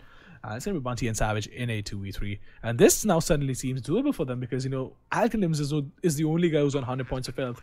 And if he gets taken down, this could be really hard. And, well, almost Savage almost fighting the frag onto Riv. But, well, he's going to get taken down. And Bunty's going to fall back and save that AK-47 up for the next round. Alright, that's a good thing to be taking forward. He has the Kevlar as well. So why not, right? Just save it.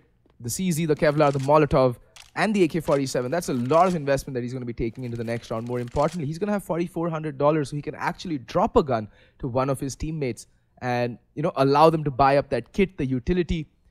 They're going to have a much healthier buy if DarkSide allows, Bunty to save this AK-47. And I think, yeah, there's no hunt that's going to come out. In fact, Riv is going to get his block knocked off completely and brutally wrecked there, Riv, by the saving player Bunty.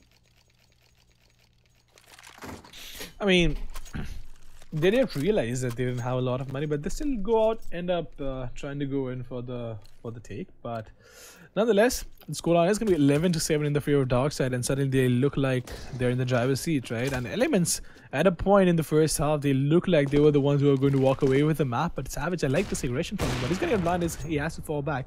I just didn't like the fact that he jumped in from mid, but it's a faster way of doing it. We actually have Palace aggression coming in as well towards him. Maybe not. I think I just saw something else. Oh, we did. All right. I think I've been reading the radar wrong as well.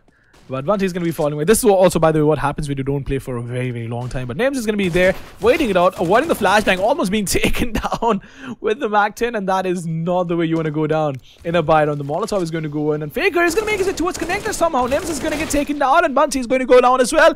Savage getting the frag onto. Can he get the second one as well? He's going to be waiting it out. He's going to get it. He's going to connect the shot onto Alganims, reducing it to a 3v3. And the Terry side, they're going to plant the bomb down towards short. And Nimba is going to be on the backstab.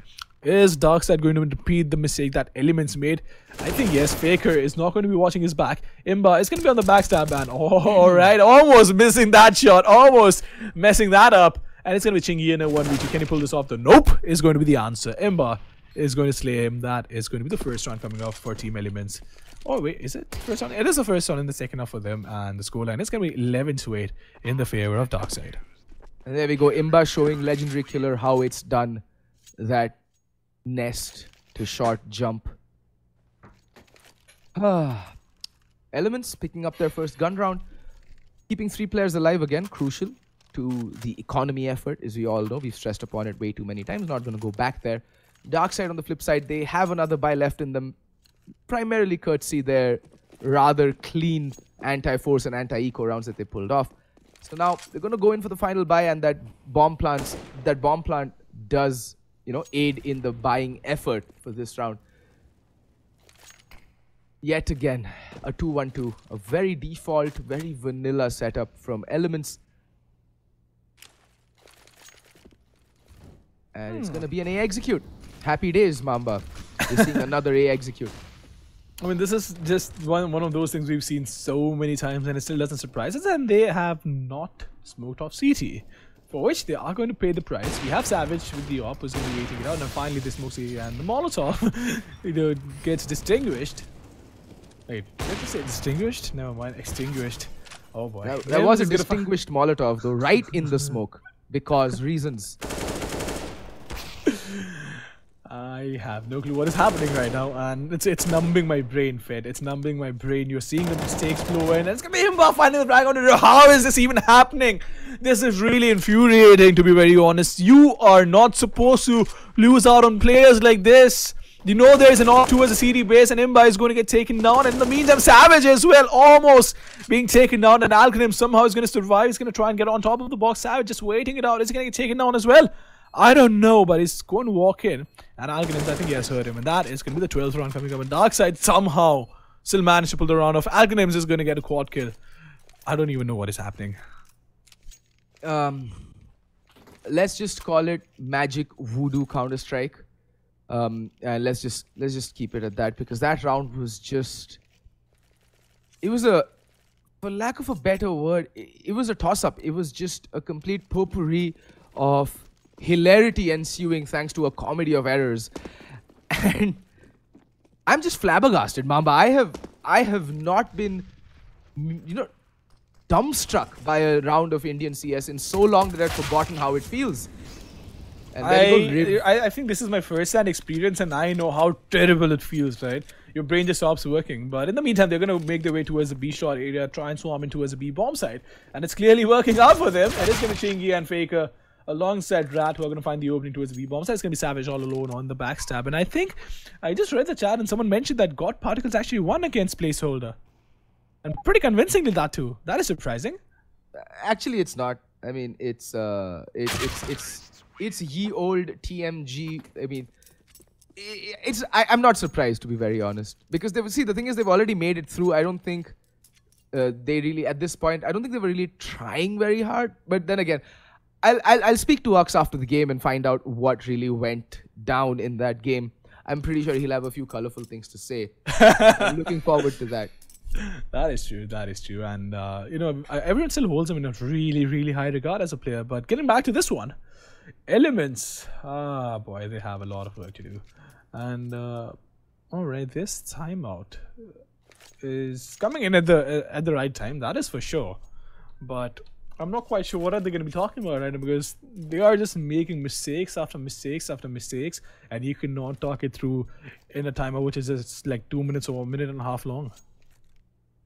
I mean, it's alright. There's no point pointing out the mistakes. See, I'll be honest. I don't really think most of the players take us very seriously when we offer criticism, so I've just stopped. I'd rather just watch and laugh and cry at the same time. But, what I like to see is, I'd rather focus on the positives.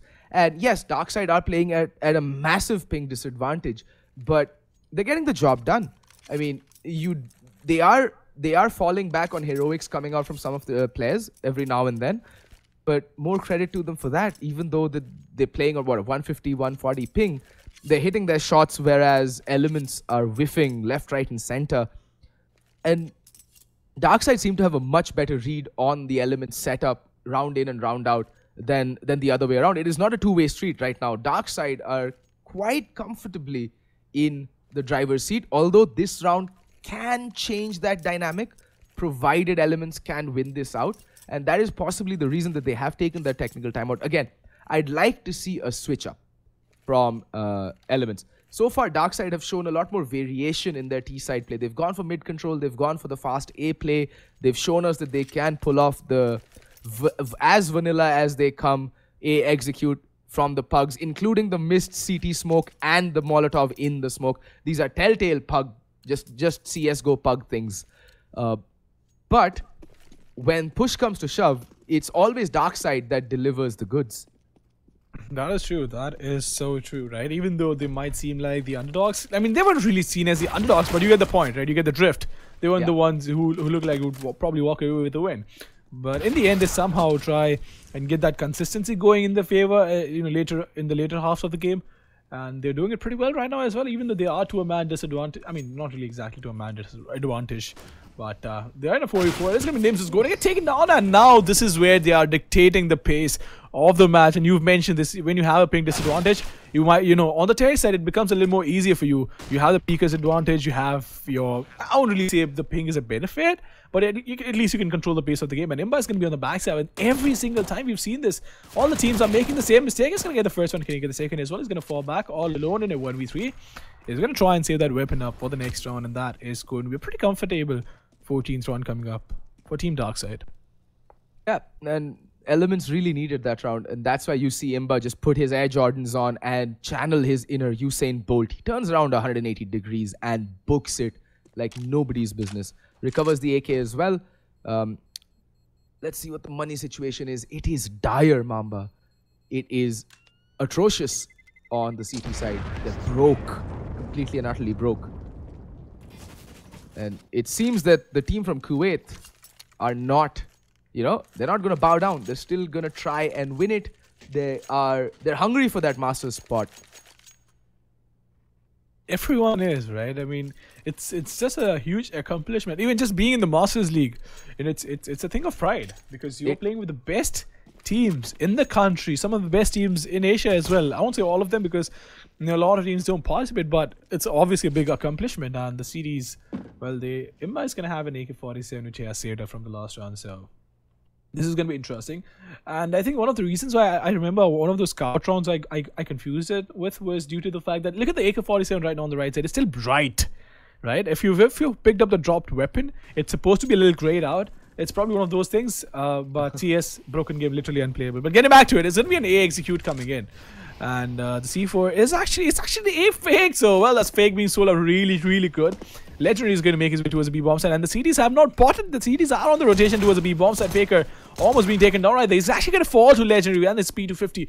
That's going to be Rivers going to go down to Savage. And Raj is going to get taken down by Imba. Doing so much work. Chingy, can he pull this off though? He has to, pull the rabbit out of his hat if he wants to pull this round off. But Alchemists is going to be on the backstab. He's right. He's going to get spotted. Get the first one. Going to get the second as well. He's going to find it. Savage is going to get taken down. Get a third as well. Imba is going to get taken down. It is going to be Bunty. And Alchemist in a 1v1 and Bunty finding the frag onto him. And that was such a, I don't know, unconventional and... I wish I could swear, Mamba. I wish I could swear. Because that round... I was speechless. Twice in the course of a single game. Oh my. Oh my.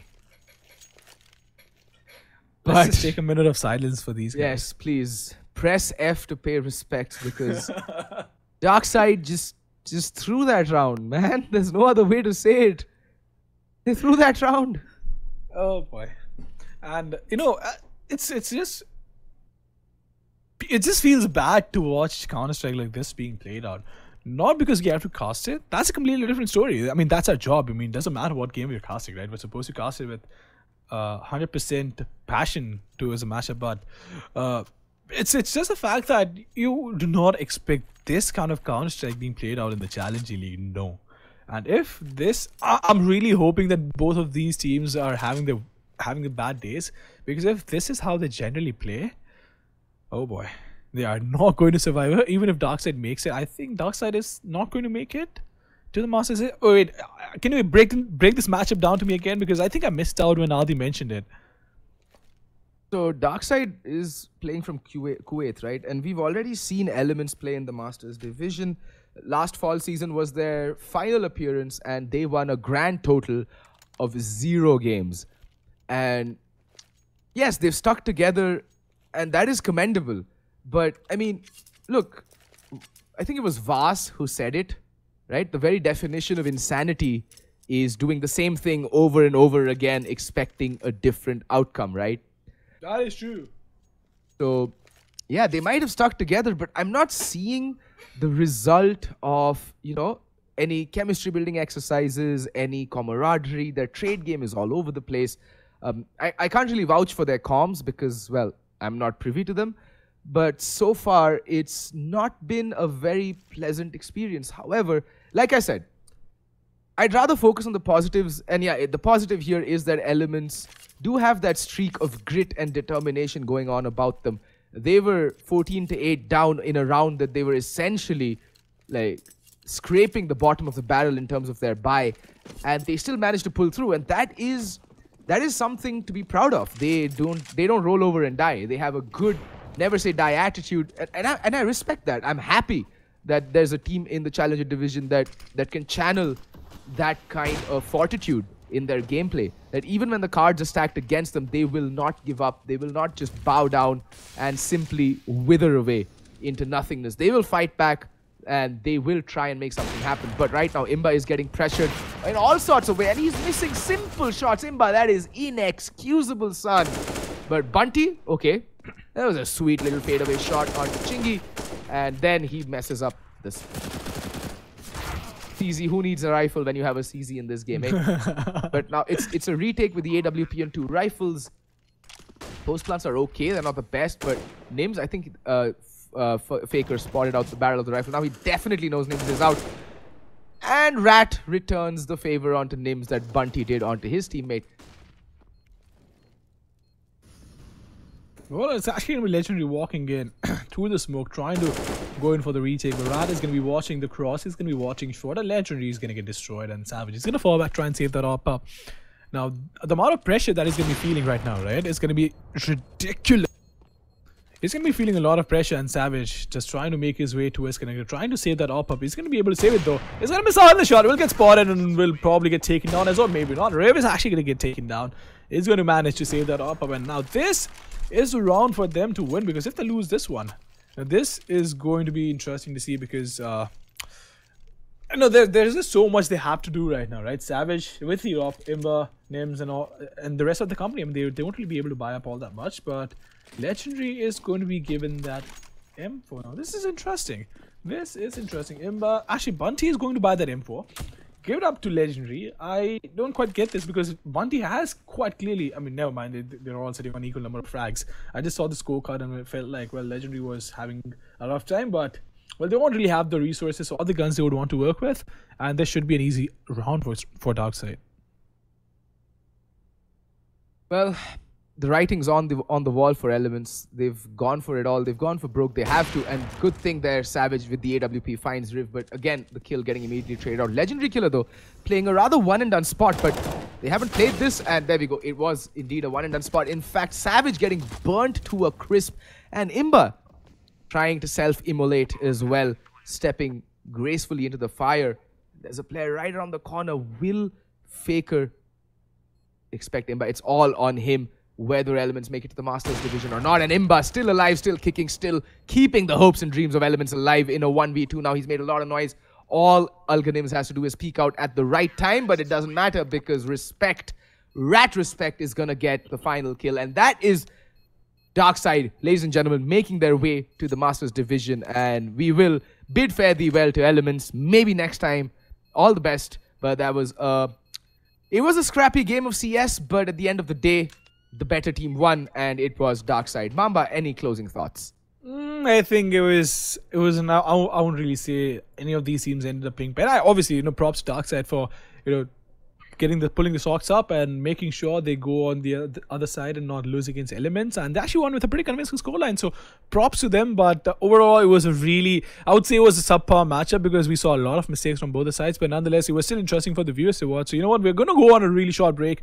And when we come back, I think we'll be back with the Dota 2 studio, if I'm not mistaken. But, well, that's just it from today's matchup. It's going to be Fred and Mamba signing off.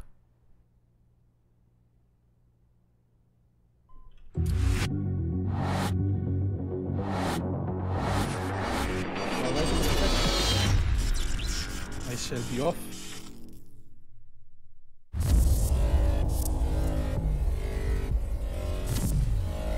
This is the first ever Omen X laptop for gamers that go to extremes.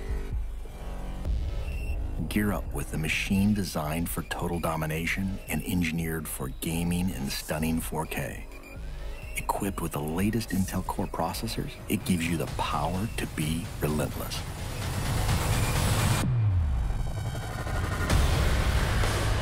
With a 17.3-inch diagonal screen and desktop-class graphics, you get maximum performance to be victorious anywhere.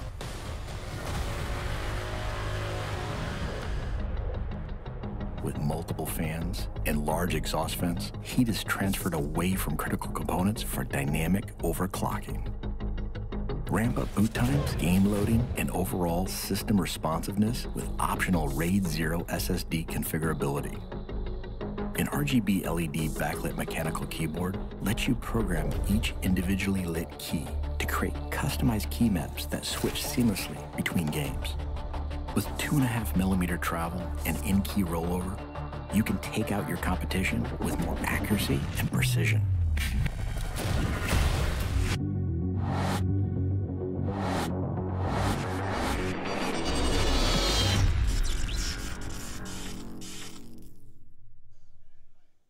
Welcome back, ladies and gentlemen, to the ESL India Premiership Summer Season Challenger Series 2018 that is brought to you by Omen by HP, HyperX, and Intel, and organized by Nodwin Gaming and ESL. So, Dota 2 is our next game, and we have Dope Gaming that will be taking on Portal Esports.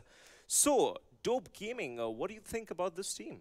Well, I've seen these players before, Dope Gaming. I think 3 of their players last year played the ESL India Premiership under the tag of XRG, and they performed pretty well for themselves. But I guess after a little while, they realized that, you know what, we're a team based from Mumbai, we can come back stronger in the next season, and that's why I think they're sitting here today, hopefully making their slot into the Masters League. And if that happens, we will be seeing Dope Gaming in the Masters League. It'll be exciting for me to watch them. Apart from that, I know XRG as a team, last year they were pretty good, and they also like to play this very coordinated Dota, even though they have a very big hero pool in my opinion. So I'm excited to see whether they follow the same kind of lineup because they have similar coordination and players, or are they going to come out with a new impact revamped XRG now called Dope Gaming. Yeah. Well, ladies and gentlemen, let's have a look at our first team, Dope Gaming for you.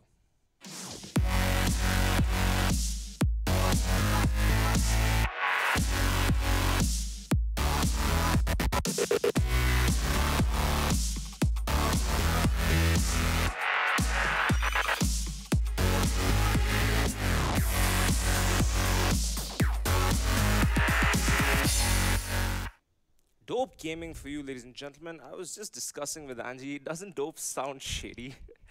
Anyway, moving on. Our next team, ladies and gentlemen, the team from Pakistan, Portal Esports for you.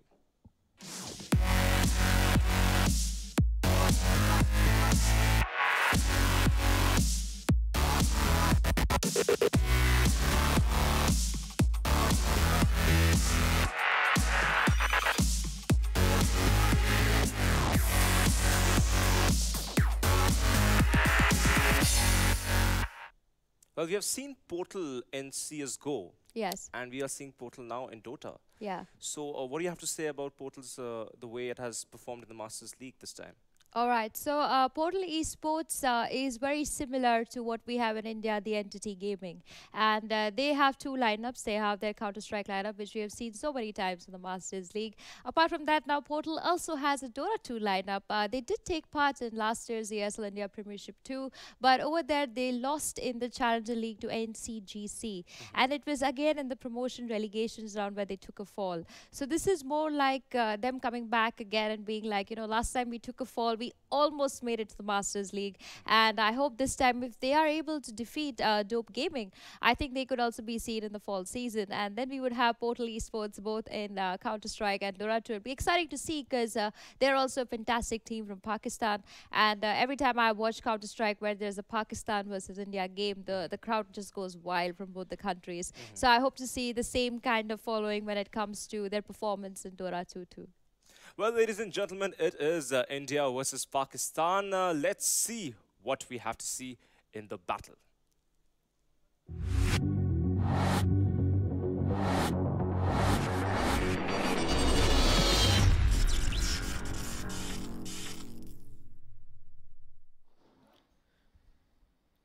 All right, ladies and gentlemen, a big warm welcome back to the ESL India Premiership. You're watching a best of 1 in the Challenger Series between Dope Gaming and Portal Esports. I'm going to be your host for this evening, CloudX, and we've already got the draft getting underway.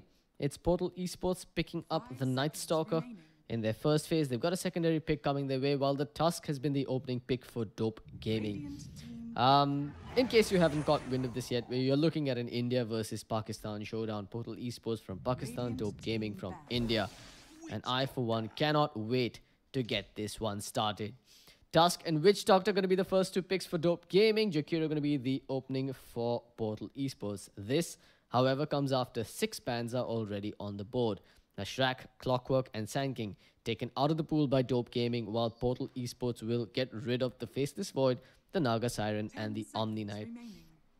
Not too sure I see a pattern here in the draft just yet. I'm curious to see how this plays out, but it seems that both teams have revealed their supports a bit early.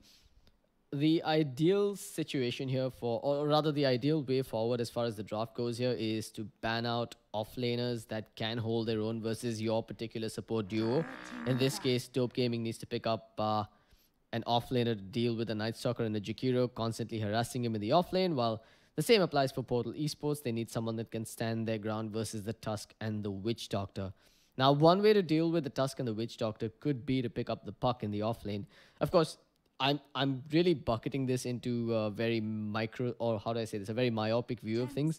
I don't think the approach to the draft should simply be to win your lanes, but if that was on the priority list here for Portal Esports, I feel like a puck offlane would make some sense. You've got the phase shift to dodge projectiles, aka the paralyzing casts, and you've also got a way to get the hell away from Tusk if he blocks you in with those ice shards. Razor going to be the 4th ban on the board here for Dope Gaming, while the Gyrocopter will get removed by Dope Gaming as well. Meanwhile, Portal Esports getting rid of the Life Sealer, so it seems they're a bit worried about the Infest bomb setups coming with the Snowball initiation from Tusk. And then they're going to follow it up with another 1-position ban in the form of that Terrorblade. There does seem to be some merit in banning the Terrorblade.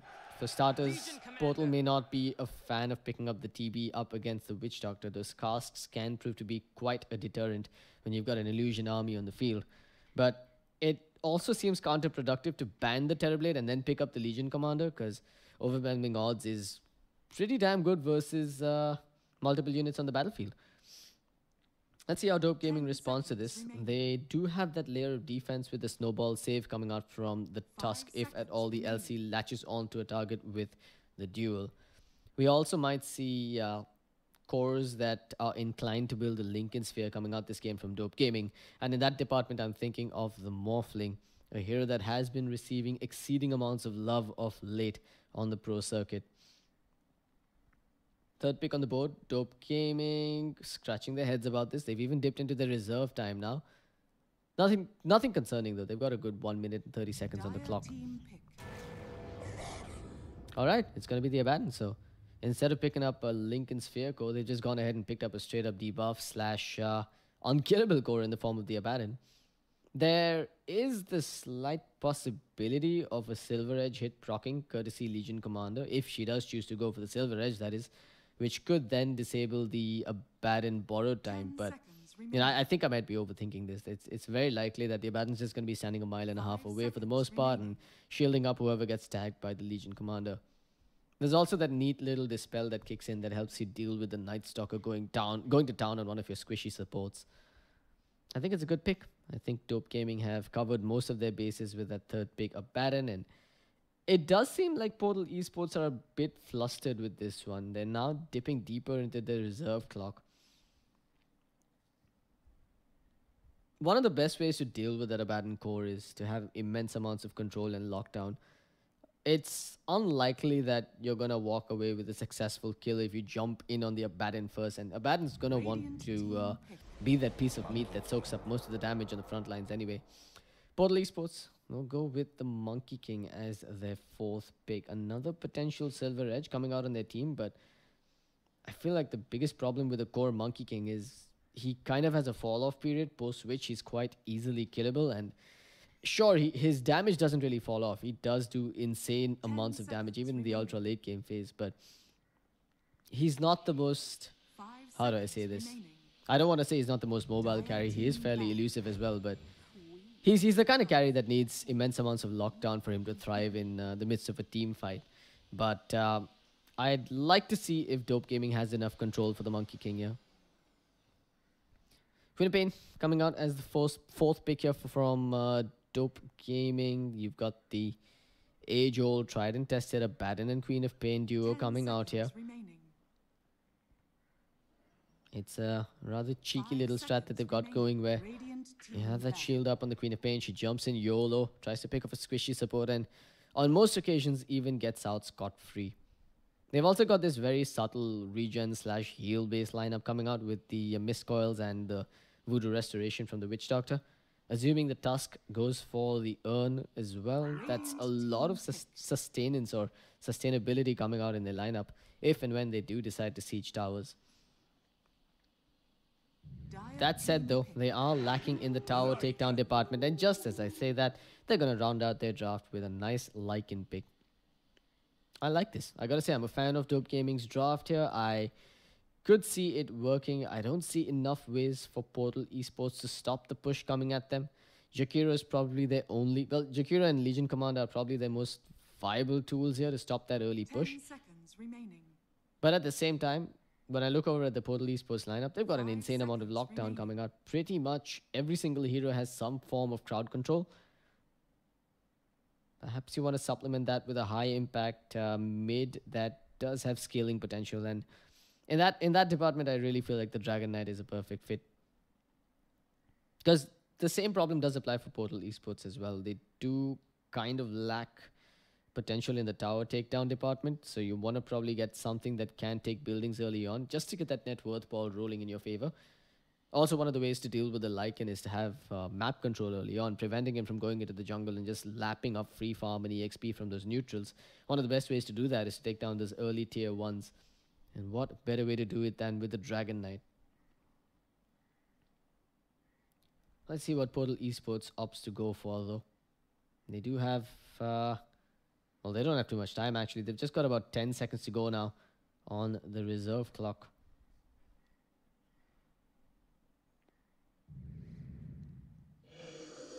Alright, there it is. The Death Prophet comes out as their final pick. It's their mid. It's an alternative to the Dragon Knight as far as taking towers goes. And yeah, I can't say with confidence that one draft is better than the other at this point. It just feels like we're going to have to see which team outplays the other and which team makes the better decisions throughout the early and mid-game stages.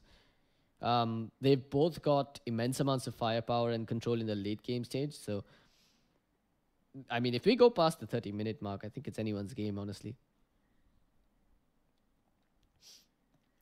For those of you just tuning in, you're watching the ESL India Premiership. This is a match from the Challenger Series. It's Dope Gaming versus Portal Esports in a best-of-1 India versus Pakistan showdown. I'm CloudX, going to be your host for this evening, and I'm going to be solo casting for you this time around. 10 seconds remaining. 5 seconds remaining.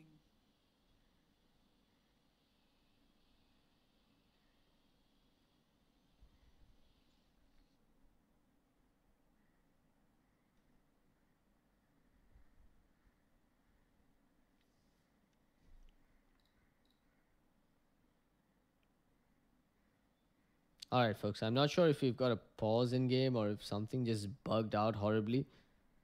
But we don't seem to be going past the draft phase here. I'm assuming one of the players has paused the game. Alright, there we go. Just wild things.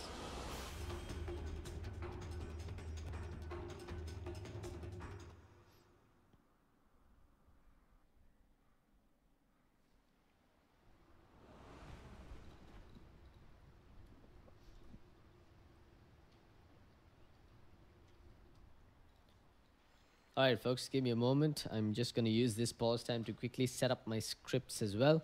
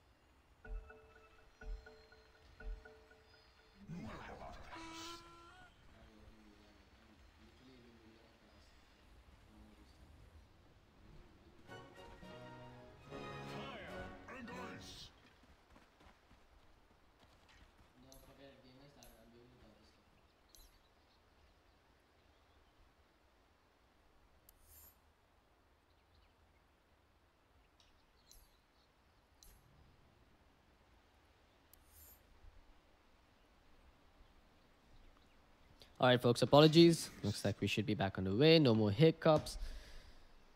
Quickly, gonna run through the lineups here. We've got stand-in aggressive on the side of Dope. He's gonna be playing the Tusk. It's gonna be Lycan in the hands of... Wait, what? There's two aggressives. Okay, then totally not a Smurf.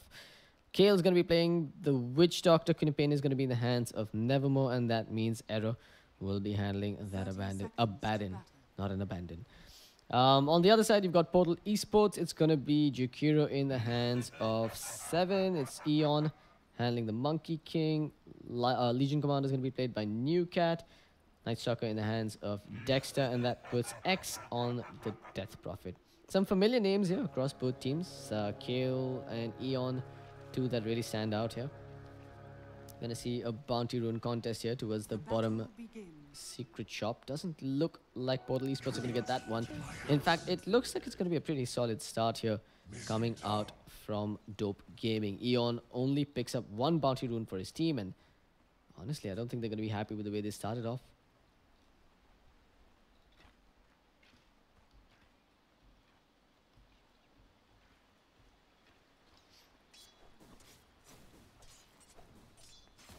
Middle lane. This is unusual. You've got a mid Legion Commander going up against a Queen of Pain. It's not... I mean, I wouldn't say it's the worst thing in the world. Because if I'm not wrong, the Press the Attack does dispel that Shadow Strike debuff. So I feel like Legion can actually hold her own here versus the Queen of Pain. But it's gonna be problematic, especially if the Tusk rotates in. Because between a Snowball Ice Shards and, you know, the Scream of Pain coming out, I think they're gonna have a fair amount of burst damage. Possibly enough to take down that Legion Commander as well. While on the flip side, I feel like a Night Stalker rotating towards the middle lane with a Legion Commander who doesn't really have lockdown of her own up until level 6 is not going to be a deterrent for the Queen of Pain at all. Couple of pauses coming out. Hopefully that'll be the last of them. Bottom lane. Got aggressive. Duking it out here with 11. He started off with the Ice Shard, so he could get a successful block off if he chooses to. They've even got the Howl buff going in their direction, so maybe it is a good idea for Aggressive to try and trade hits. But the only problem is he's at a disadvantage because of the Observer Ward there. But as I say that, he drops down the Ice Shards. The Over Venom Ticks are there as well. This could just be your first blood. A couple more hits ought to do it. One more hit will indeed, as Aggressive claims first blood. Now X, he's chasing him down with the Spirit Siphon. He might just be able to get the return kill here, but it's just not enough damage. And X will be forced to back away as Aggressive beats up on him. Meanwhile, look at what Abaddon is up to. He's taken the creep wave all the way around. He's actually stacked up 2 waves of creeps here. And this now means that there's going to be an onslaught heading towards his own tower. Abaddon, you can just see him licking his lips, waiting for the EXP to come his way. All he's really got to do now is stay alive for the next couple of minutes. And he should be good. Back at bottom. Aggressive. Doing okay in the CS department, sitting at 6-3. While the Death Prophet isn't really having the best time.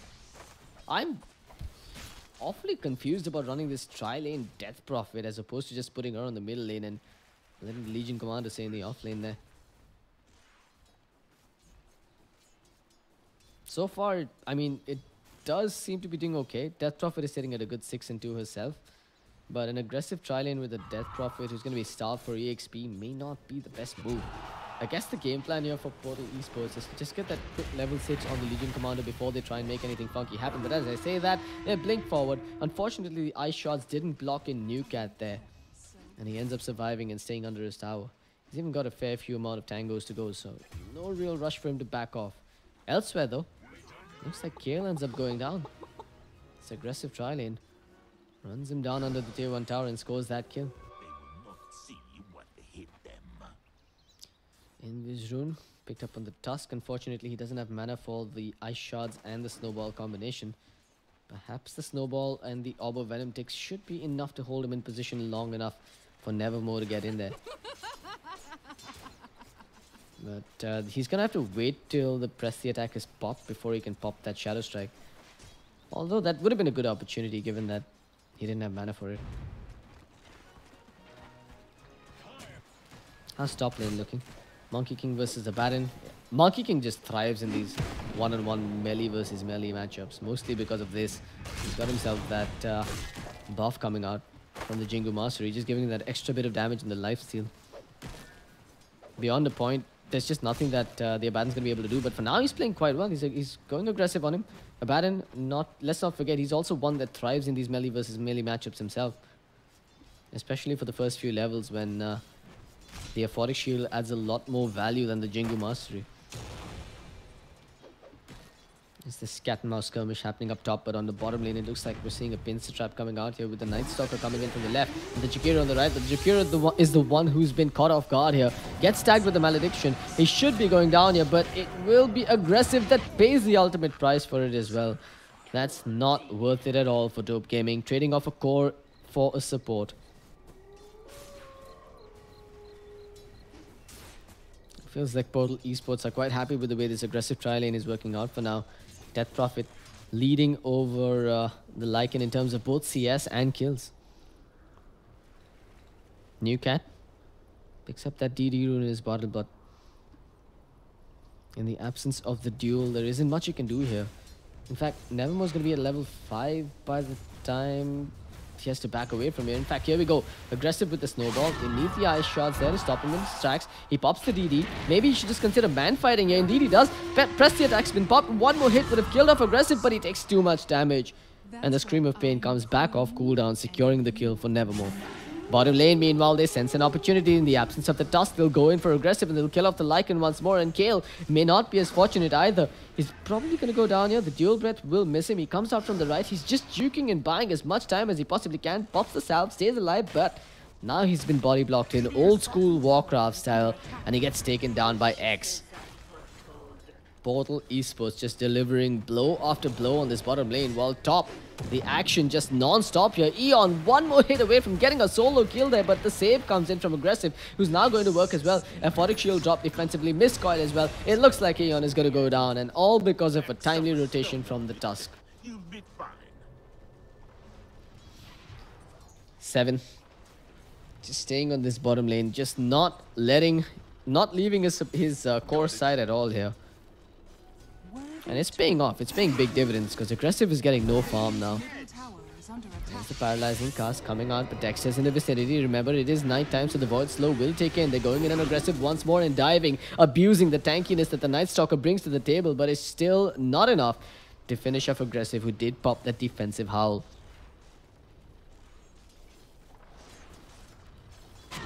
Mid, Nevermore playing fairly aggressive here. Jumping in, blinking into New Cat, knowing that he doesn't have the duel to work with.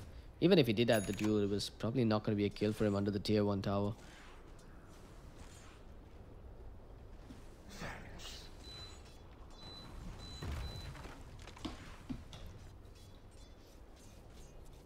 You've got what I like to call the calm before the storm now. Both teams gearing up to transition into the mid game.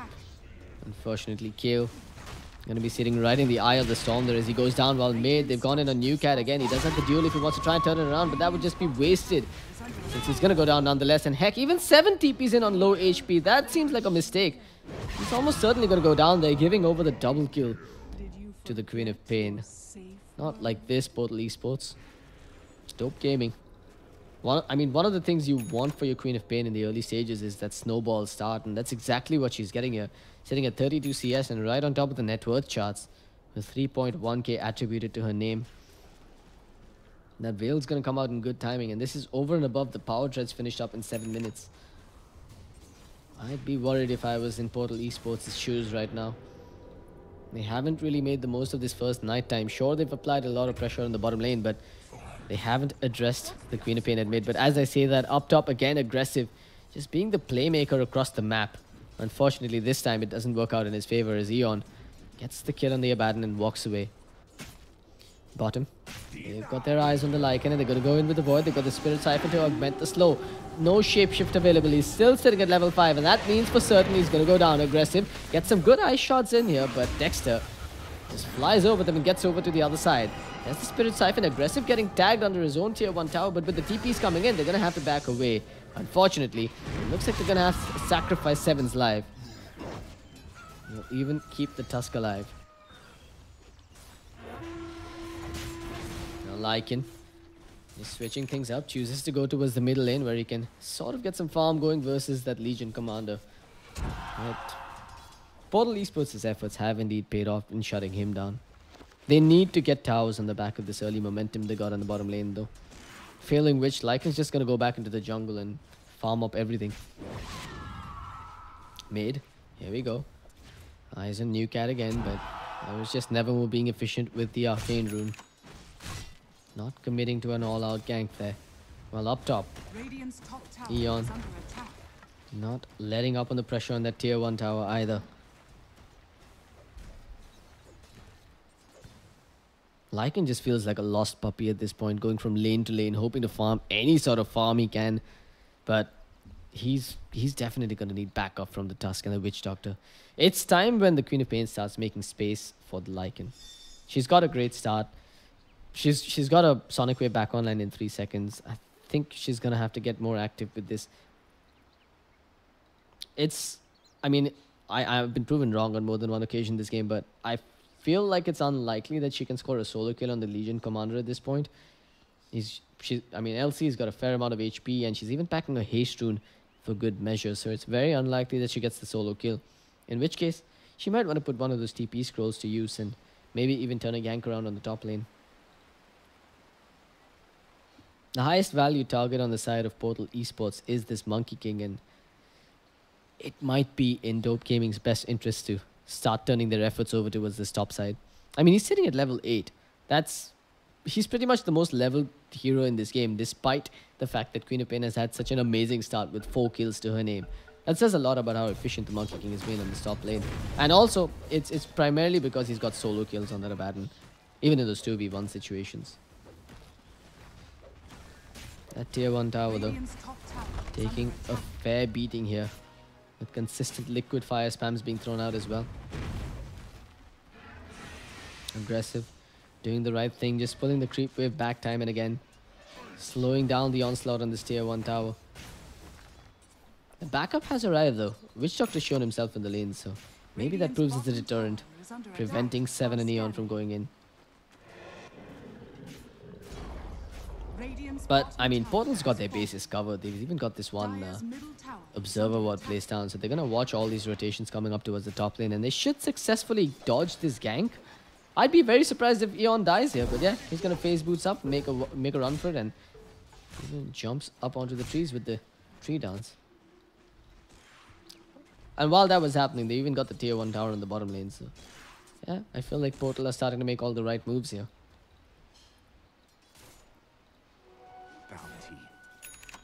There's a tier 1 gone in the bottom lane. That's one less layer of defense coming up for Dope Gaming.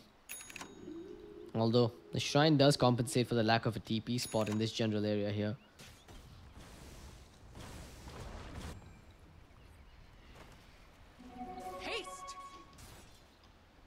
Again, map control is just so important for Portal Esports this game, given that the Lycan could sneak Roshan somewhere around the mid-game phase if they're not careful.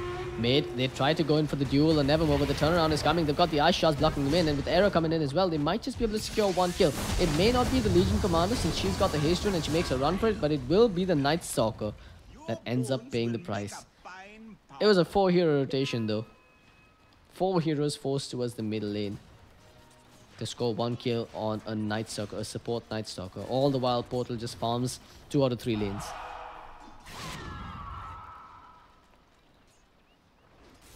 Let's also not forget that they've still got the Exorcism to work with, so if they do want to commit to a tier 2 tower or even commit for that mid-tier 1 tower, they could do so.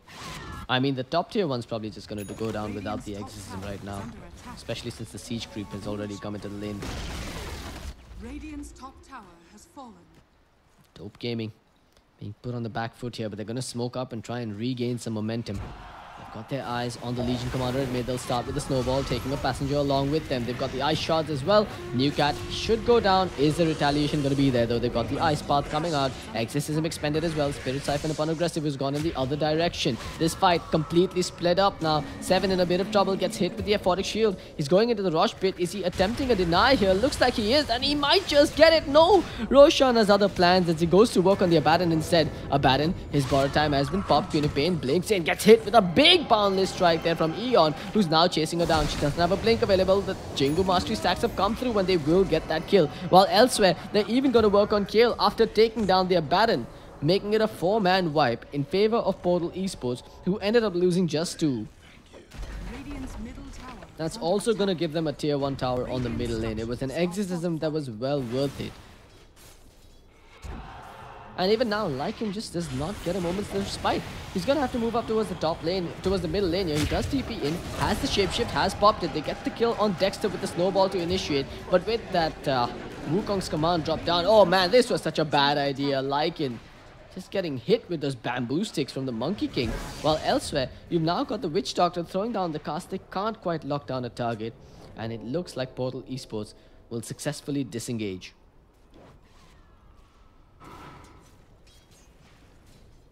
Dope Gaming, against all odds, will defend that tier 1 tower in the middle lane. But look at the map right now. You've got 4 observer wards placed down by Portal Esports, all very deep inside the Radiant jungle. This is what I'm talking about. This is good map control coming out from Portal Esports. The moment they take that tier 1 tower down, the opportunities for ganking on this side of the map are just immense.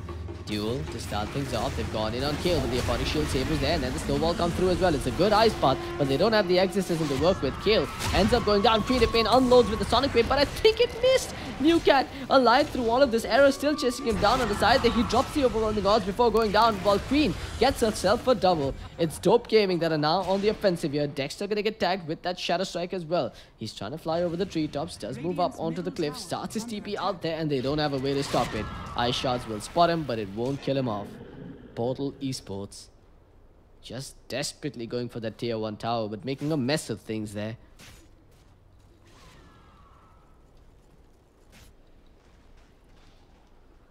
Dire's middle tower is under Eon, attack. despite having a great game, it's 14 minutes in and he's still hasn't finished the Battle Fury. He's gonna get it soon enough though, and this is in addition to the phase boots and the wands, so it's not the worst timing in the world, but oh man, I jinxed it, didn't I? This is his death. I mean, he's not gonna get a return kill here either. The Maledict, and with the damage over time just taking him down, that's gonna delay his Battle Fury a little more. It's gonna come, well, they're gonna make up for it in the form of a middle tier 1 tower though. But even so, I think Dope Gaming are happy with that.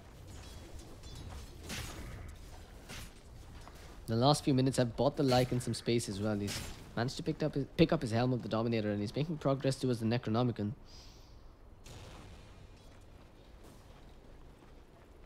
Nevermore.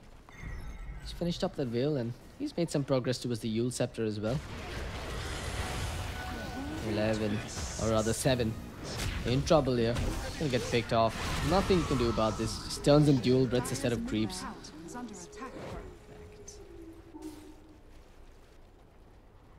These pickoffs definitely working in favor of Dope Gaming here. They're opening up more time and space on the map.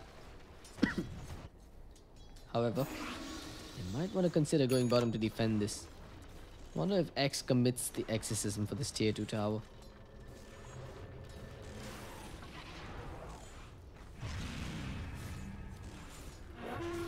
There we go. They've gone to work on the tower without the exorcism committed. With Error sitting on the sidelines, they can start this fight on favorable terms. Here we go. They'll start things off. They've got that slow coming out. Unfortunate ice shots, however, they're still going to get the kill on X here with Lycan coming in from behind. The exorcism wasted as well. Now Newcat's going to go down too. Portal Esports doing everything they can to save him with an ice path and a boundless strike dropped on the floor, but it's not enough. Now aggressive, still chasing. Ice shots perfectly placed. 7 goes down too. And the chase has concluded with 3 going down on the side of Portal Esports. Dope Gaming once again lose nothing.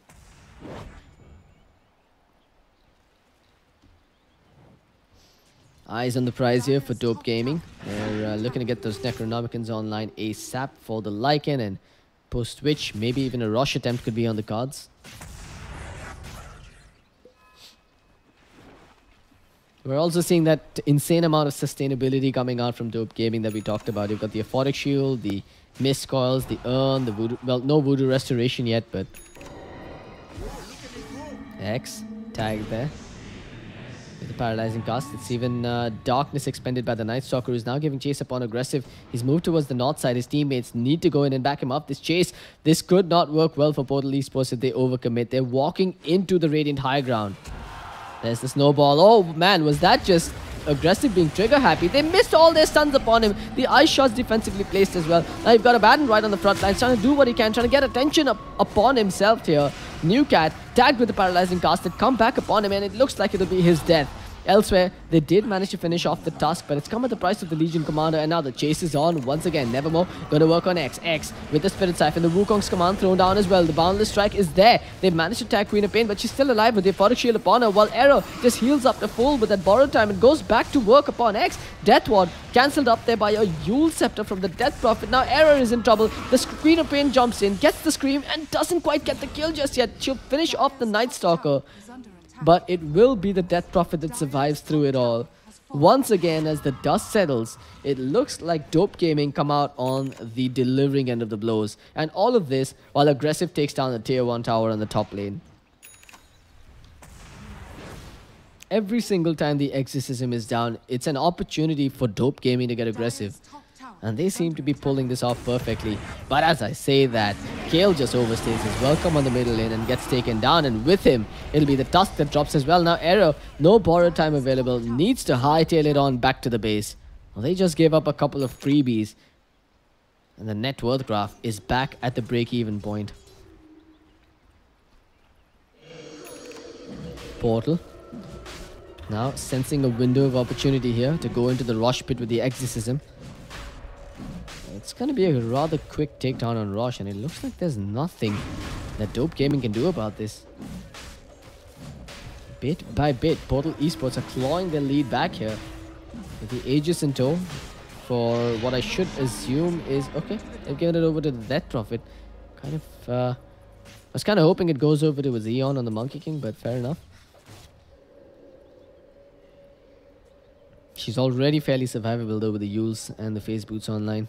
She's got a Blink Dagger queued up next, which I gotta say I'm not a fan of. I feel like you just want to get raw effective HP this game. Heck, even a Solar Crest wouldn't be bad up against the Lycan, who's just... He's got that single-minded focus just running in at her. Crimson Guard wouldn't be terrible either. Kill.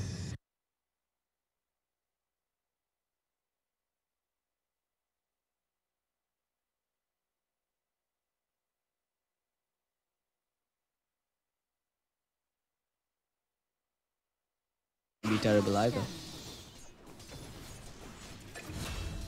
Kill.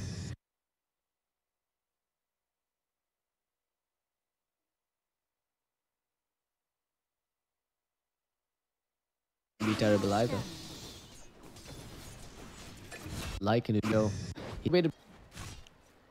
New Cat's had a hard time this game, honestly. He's sitting really far down on the net worth charts, and his Blink Dagger hasn't even come out yet. Heck, he's not even going for it, just going for the Solar Crest straight off the bat here. It's a tier 1 tower taken down. Probably not the best trade. They're giving up a tier 2 for possibly the most inconsequential dire tier 1 tower of the game here. We're seeing TPs come into as the top lane. It's Kill that comes into his tier 3, but with this massive creep wave coming out here, and that incessant liquid fire spam, they're going to get this tier 2 tower. There's this TP coming in from Error. X just really stayed around for a lot longer than he needed to. He got tagged there with the paralyzing cast. It's just bouncing beautifully. That's 7 going down. X, he's trying to TP out. No, he doesn't even have the TP. That's an Aegis wasted. And there's no backup whatsoever. He's going to go down the second time as well. He does manage to blink up to the north. Okay, never mind. He's out. That should not have happened. Either way, they end up giving up the life of their Queen of Pain to deny their tier 2 tower on the top lane, get a kill on the Jakiro, and to take away the Death Prophet's Aegis. I'd still say that goes in favor of Dope Gaming, but it's... I guess you've opened up a bit more space with that tier 2 tower takedown if you're Portal Esports.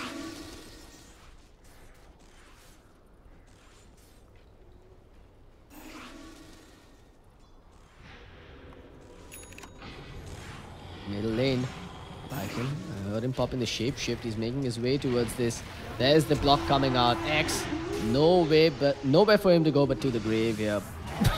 Again, I say that and he blinks out towards the north side, gets on over to Cliff as well. They do end up losing 7. They're going to end up losing New Cat as well, but it looks like X might just survive, as they seem like they're going to focus their efforts towards the tier 1. But Aeon, tagged there with the Yules, gets tagged with the Scream Pain as well. But this Shadow Blade from the Monkey King allows him to get away there. Dexter even going to pop that Hunter in the night and fly over the treetops. That's a tier 1 taken down at mid after getting 2 successful kills on the middle lane. Dope Gaming, they need to be careful now. Exorcism has been popped. X, he's just running out here by himself. Is this really such a great idea? Okay, maybe it is. They've managed to catch him with the Ice Path as well, and he will end up going down. Error coming in here. Looks like he wants to go to work. X, he's taking a hell of a beating here, but the Spirit Siphon is getting him back up and fighting shape. There's nothing that he can do to stop this borrowed time from giving Error back all of his HP. He's going to pop another effort shield. He's just creating space here while Dexter ended up going down elsewhere. Nevermore's waiting in the trees here. They don't have a way to stop him, and it looks like they're going to have to bail. Not the best trade in the world from Dope Gaming. Losing their Lycan and their Abaddon in exchange for a kill on Dexter's Night Stalker. But hey, at least the Exorcism was expended. Bottom tier 2. It's taken a fair beating as well, and New Cat senses this opportunity to go and take the tower while his teammates draw attention towards the middle lane. The only question is, will Portal Esports be able to survive this as they begin their retreat? I think Portal are getting greedy here. They should have just focused on any one of these 2 tier 2s. Here we go. Snowball to start things off. Aeon, tag there. They have vision upon him as well. The dust expended, and that's going to be the death of the Monkey King. He does get the Boundless Strike off, tagging 3, but it's not enough. Now 7 being chased down as well. Nevermore with 1 more hit or to seal the deal. We've got the Lycan coming in and claiming it for himself, giving himself a double kill. And all of this for what? A damaged tier 2 on the bottom lane. This is just not worth it for Portal Esports at all.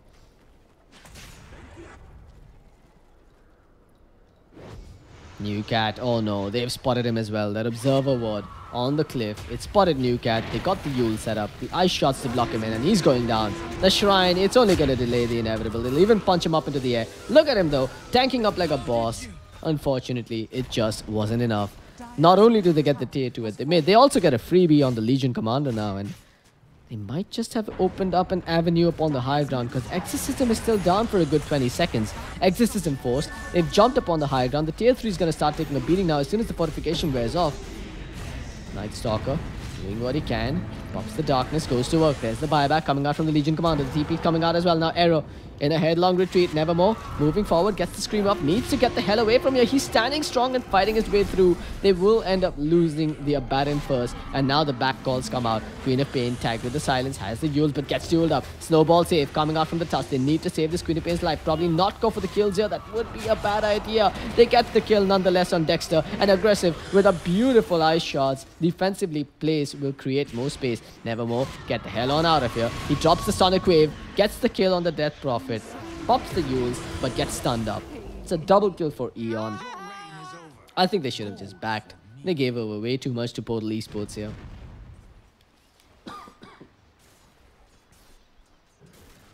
Lycan, all the while, just ignores the shenanigans that his allies have caused on the middle lane, moves up to the top and starts farming once again.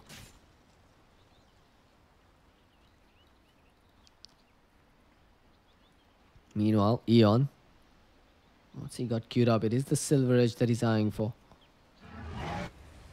Mostly as a deterrent for Arrow on that Abaddon. It also does work versus the Feral Impulse buff that comes out, so that's not a bad idea either. Tagging him with the Silver Edge break.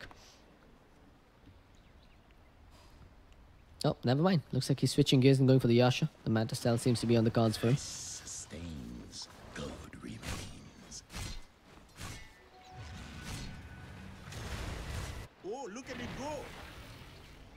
Roshan, well, we know he's going to respawn in a minimum of 40 seconds now, so that's probably where the next big battle is going to take place.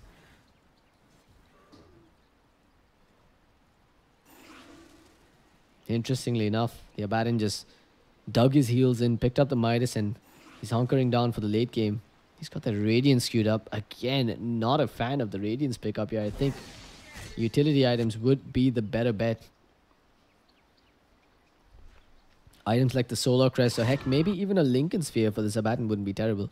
Unfortunately, though, it's a catch-22 because without the Radiance, he probably doesn't have the farming potential to pick up a quick Lincoln Sphere. But at the same time, they are pretty much ignoring the Abaddon in the fights as well. With the Radiance, they can no longer do that. So in hindsight, it might just be a good call. Aeon jumping over the treetops here. They've put out caution pings over there. The Sigil's been popped as well. Oh, they're going to see him. They saw the Monkey King jumping over the top there. He's going to use the Primal Spring and just make a break for it immediately.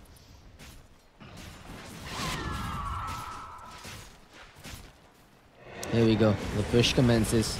Aggressive.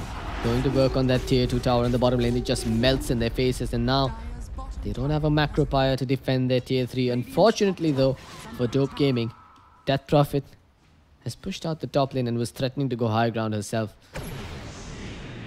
Night Stalker pop in the darkness. Now they know they've got the numbers advantage here. Portal Esports. Can they find any exit kills here? Error. Oh, unfortunately, unable to TP out there. The vision advantage coming in the night time along with the Yule Scepter will cancel his TP. And that will be the death of the Abaddon. A small price to pay for a clean retreat there, I'd say. But now that leaves just one tier 2 tower left on the map, and it's in favor of Portal Esports on the top side here.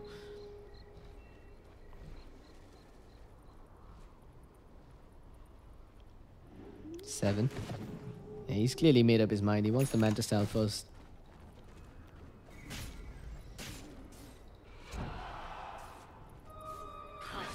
As for aggressive, no BKBs on the cards for him. He's just going for straight up armor. They saw Kyras, his next item of choice. Dire's top tower is under attack. Honestly, yeah, I was gonna say the BKB may not be mandatory this game for the Lycan, but as I say that, I'm looking over at the lineup and they've got silences, they've got lockdown. You definitely need a BKB on that Lycan eventually. Roshan is back, and as predicted, we're gonna see the next big contest happening here. Actually, maybe not, because Portal Esports are taking it in the blink of an eye here with the Solar Crest and the Exorcism. It's going to be a free Aegis, and this time with the cheese as well, going over in favor of Portal Esports. That's Aegis picked up by the Monkey King cheese upon the Death Prophet, and I think that's the right decision. Once again, Dope Gaming caught with their pants down when they should have been the ones moving to the Rosh Pit and claiming the Aegis with that Lycan and his firepower. That's the second Aegis they've given up to Portal Esports.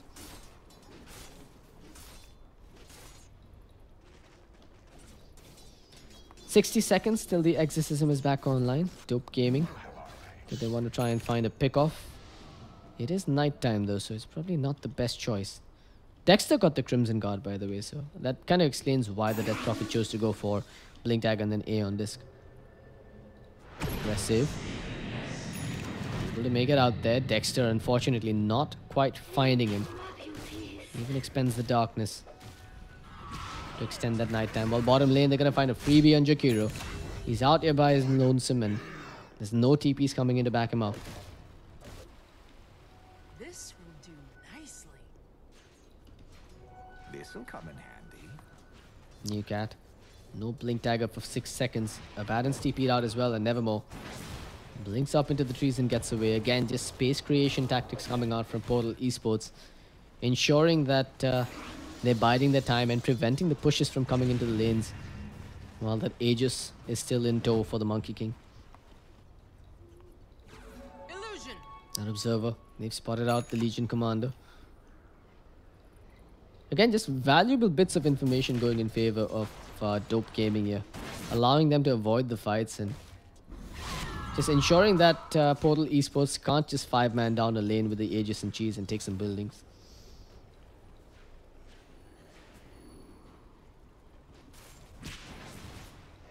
The tier 2 on the top lane might just serve as incentive for Portal Esports to try and rush down a lane, but instead they're going to move up top and try and contest it.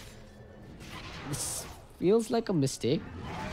But if Aggressive just stays around for this long, it's definitely going to be worth it. Shapeshift pops. He's going to try and make a run for it. There's the blink forward, the Yules as well. They tried to keep him alive, but now this is a bad fight for Dope Gaming.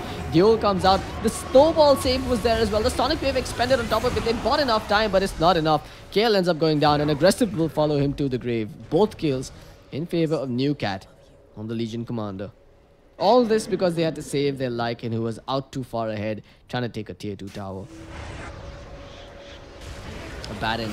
Looks like he's going to be left for sloppy seconds as well. He's back up to full HP. Attempts a TP out, but with the sheer amount of lockdowns available, he's going nowhere. Instantly though, you can see the Queen of Pain and the Lycan just pushing down 2 lanes. They do not want that push coming in at them. But I think Portal Esports has made their intentions quite clear. They're barreling down the top lane. But again, I'm thinking this might be a mistake from Portal Esports. They don't have the Exorcism. They don't even have the Nighttime, although they do have Darkness available.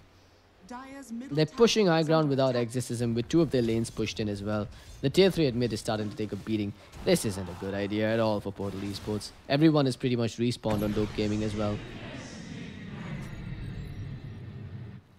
Lycan.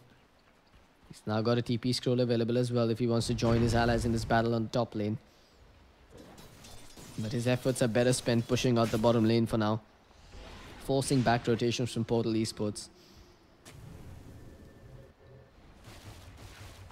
An unsuccessful attempt there from Portal Esports, but they've still managed to retain map control with some well-placed observer wards. Now X looking for the pick off here. They get the duel off on the Lycan.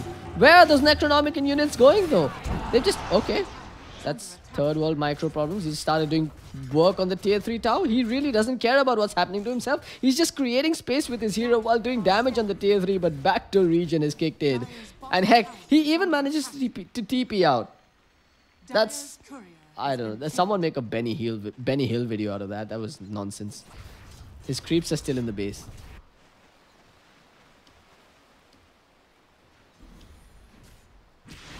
Aggressive. Really, at this point, he's just a defensive layer. His job is to blink in and snowball save whoever gets dueled, honestly.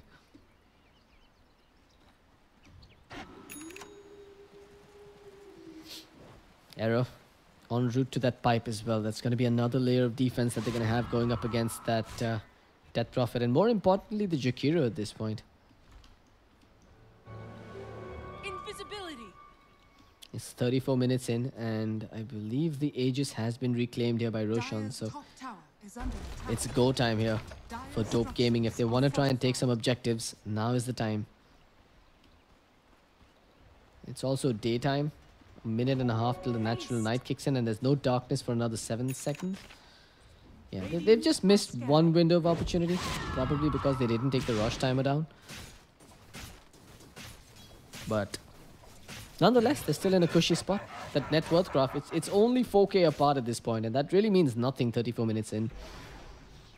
Both teams have a lineup where one successful team fight would lead to buildings just melting. High ground sieging isn't difficult for a Death Prophet, and one could argue it's even easier for a lineup with the Lycan in it. Both teams just playing very cautiously because they know what's coming on their high ground if they lose a team fight close to their homes.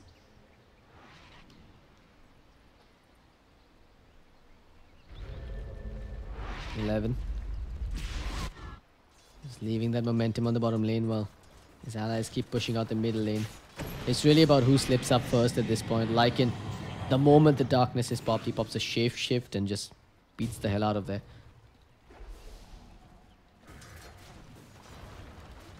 New Cat. His blink's been cancelled there by the Lycan Wolves, and they're just going in on him. They're going to start off with the Yule setup. There's backup coming in from Dexter, and there's TPs coming in as well. New Cat is down. It's a 4v5 to begin with. Here comes X with the Exorcism expended. The Wukong's command not quite dropped down just yet. The Sonic Wave tags a couple. Now there's the Wukong's command. It's a completely chaotic fight here. The Aeon Disc even keeps X alive for a little longer. The Shapeshifter's worn out. The Boundless Strike gets the kill. And Portal Esports, they seem to be the ones coming out on top of this fight, getting 4 kills with Lycan. Ending up going down as well. That's 4 for the price of 3. Portal Esports scoring a double kill for their Death Prophet as well. An Exorcism well spent. But again, do they have enough firepower between the two of them to go high ground? I'd say the answer is no to that. One buyback is probably all it's going to take to stop this push. Radiant's middle tower is under attack. Any minute now, Dope Gaming. Radiant structures are They do have a fortification, and in 10 seconds you're going to have the Tusk back online. Witch Doctor's back in 11 too. Alright, looks like they're just okay giving up their tier 3 tower. It's unlikely that the barracks are going to go down. But again, as I say that, no one wants to buy back on Dope Gaming. Melee barracks just taking a beating. They will regenerate. Portal Esports making an escape after taking a tier 3. And now this exposes the Radiant Shrines. I think it's what Aeon's going to go for. Radiant's bottom shrine is under attack. Elsewhere, 11. On a warding expedition by himself, dropping 2 observer wards close to the top shrine here. Has another one in tow. Oh, he's been spotted. Yule Scepter. It is available. That's the link is triggered by the Yules from the Jakiro. The Yule setup is there. Can they buy enough time for someone else to come in with the Orchid pop down? I think Nevermore's going to get this by himself. Error with the kill steal.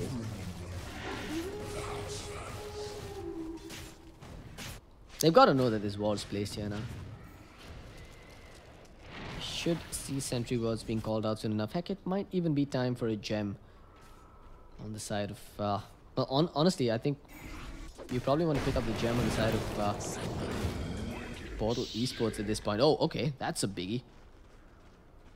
Lycan's down for 70 seconds. There's a DD rune on Aeon. Exorcism is back in 10. Heck, this is a straight up high ground push coming out, and wow, they've even got the Tusk now. He's going nowhere. That's a dual victory picked up by Newcat. Nevermore could be in trouble as well. They've got the silence upon him, and he's got no Yules. The buyback coming out from the Tusk. Portal Esports not phased by it though. Their creep wave. Oh man, this is smart. Lycan might just have saved the day here. Pulling the creep wave aside. Cutting the creep wave with the siege creep that was dominated by him. Sick stuff coming out from him really, but the bottom wave is pushing in. 30 seconds to go till the Lycan is back on the battlefield. Portal Esports. They do have the Exorcism available still. But I feel like they missed their opportunity after those 2 pickoffs. Aggressive. There's the ice shots available. There's the Wukong's command drop down. They've even got the Exorcism expended. X is going in. They're just going to focus their efforts back on the buildings here. The barracks. It looks like they will fall. Portal Esports opening up the high ground here. Taking the first set of barracks here in the middle lane. There we go though, the chase is on. They've gone in on X. The Aeon is triggered. There's the duel coming out as well. They've managed to catch the Queen of Pain, but the save was there as well. No one has died so far. Paralyzing cast connecting beautifully with the Death Ward being fully channeled up as well. Nobody's stopping the Witch Doctor while Lycan is going to town upon them as well. Sonic Wave expended. Tags a couple of heroes, but it's not done nearly enough. Newcat ends up going down. That's the first casualty on the side of Portal Esports. Aeon just doing work there with the butterfly evasion, allowing him to stand strong here in the midst of this fight, but the magic damage is starting to stack up here. He did get tagged with the dust, so he's going to have to make a break for it here. Nevermore, however, tagged in here, does end up getting the Yules off, or rather, yeah, he does end up trapping Jakiro there, who ends up dropping. 2 down on the side of Portal Esports. It was a Legion Commander and a Jakiro going down in exchange for, well, heck, it's even going to be X on the Death Prophet that goes down, all in exchange for the melee barracks. Now we're seeing Dope Gaming making some desperate pings towards the middle lane, but they might want to claim Aegis before they consider any of these shenanigans again. Yeah, really, the right choice is to get a BKB on this Lycan and give him an Aegis. A refresher orb for either the Queen of Pain or maybe even the Abaddon wouldn't be terrible this game. There's some momentum being applied here by Dope Gaming towards the middle lane. They might just be able to get this tier 3 tower. They do have a fortification available on the dire side, and they're going to pop it right now. But this tier 3 tower cannot be saved without a buyback. Especially when there's 2 siege creeps sitting in the lane. Tier 3 down, melee barracks being jumped upon. Everyone on the side of Portal Esports ready to fight this. Aggressive pops the shapeshift. He's going in. Spawn the Necronomicons. There they go. Going to work on the range barracks first. The Crimson Guard allowing another layer of defense. Abaddon even popping that blade mail preemptively now, but they're gonna have to back away. Error in trouble here. think the right call is to sacrifice his life and back away, but it looks like Dope Gaming wants to fight. Lycan, he's moved up top. He ends up getting a tier 3 tower, rats it down, and now they've got the numbers advantage back on the middle lane. New Cat in trouble, gets sent into the air with the fist, and now it looks like the rest of Portal Esports has converged. The Wukong's command dropped, Lotus Orb triggered, Queen of Pain in trouble, has the Yules, has the blink, gets silenced up and gets brought down. Eon with a godlike spree upon him now. He's looking for more aggressive. Blink dagger in 3 seconds, but the urn cancelling it. There's the duel coming out as well. It's a duel victory over towards the Legion commander. Elsewhere, Error still being chased down. X, even popping the exorcism, gets the Yules, catches him out there, and ends up getting the kill as well. That's 4 down. Or was it 3 down? Yeah, it was actually 3 down on the side of Dope Gaming. Well, Portal Esports loses 2 tier 3 towers. No barracks dropped just yet for them though.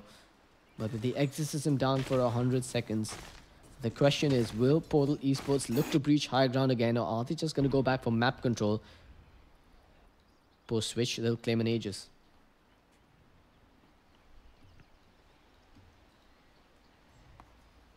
Legion with the halberd, they've got a ridiculous amount of evasion coming out and no response for that evasion whatsoever on the side of Dope Gaming. I mean, Solar Crest, halberd, butterfly. Aeon is almost unkillable at this point. Look at the attack speed as well, with the press the attack buff thrown upon him. Maledict will connect upon him, and Sparix being taken apart here. Fortification dropped defensively while aggressive. He's just trying to rat. He pops the shapeshift as well. He's going for the barracks, goes in, goes to work, pulls out the Necronomicons and starts to work on the range barracks. The range barracks will drop, but here comes X. He's got the Exorcism. Spirit Siphon's a creep. Again, Lycan just creating space while the Merry barracks are going down bit by bit to his units. Elsewhere though, they're defending their own barracks here. They've got the duel coming out upon Witch Doctor. He ends up going down, but it isn't a duel victory. Are we near the end here? It's just Lycan, Witch Doctor and Tusk versus the cores on the side of Portal Esports. They'll even drop down the Wukong's command, and Dope Gaming, it looks like they may be in a world of trouble here. They've now lost 2 lanes of barracks, but they might be able to get some return kills. It's a 4v3 situation here inside the Radiant base, but it looks like Eon really doesn't care. He's still going to work the Paralyzing Cast, connecting beautifully. Eon in a lot of trouble now, has been tagged with the Maledict as well. They will get the Glimmer Cape upon him, but they've seen him again. He's fighting his way through all of this, but he ends up getting sent up into the air. Will he survive here is the key question, and the answer is no. He gets an Abyssal Blade off on his deathbed, but ends up going down. He buys back as well, and he's teeping out towards the shrine. The duel comes out upon the Tusk. Tusk could be going down himself here. There's a fair bit of damage being dealt upon him, but he ends up surviving, gets the snowball off as well. They bought some time and they've created some space, and they've still got a lane of barracks upon the top lane, while the Queen of Pain though remains dead for 50 seconds. Lycan with another phase shift. He's going to work here. Dexter being warded out of the base again. Eon going to work upon the Lycan. They've got the Jingu stacks up online as well, but do they have the control with the Ice Path? The answer is yes, and it looks like the Lycan will fall. He has a buyback, but no shapeshift available, and with the Exorcism pop, this could just be the beginning of the end. Portal Esports herding Dope Gaming back into the fountain here. Going to work on Error as well, who's popped his Blade Mail, heals up again with the border time. They just can't seem to find their way in upon the tier 4s just yet. Snowball coming out here. They're going in deep once again. Remember, it's 2 lanes of barracks taken down, and they're going for the Jugular, not for the Mega Creeps. Death Ward dropped as well. They're going to be able to stop it with the silence. Buyback coming out from the Jakiro. The top tier 3 falls. The top barracks are in jeopardy now. But Lycan, he's back on the playing field and he's looking to go to work. There's the Abaddon going down. The Boundless Strike will finish him off. But now, Portal Esports in trouble. The Paralyzing Cast placed perfectly as well. Death Prophet in trouble. Sent up into the air with the Yules. The cast though just bouncing about, stunning them up as they try and fight.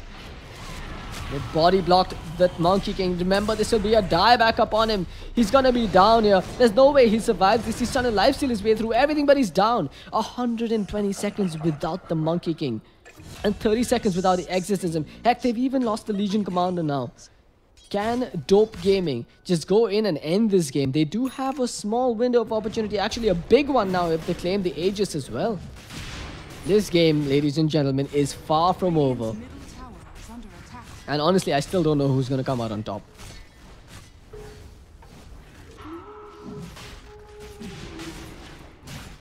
Nevermore and aggressive.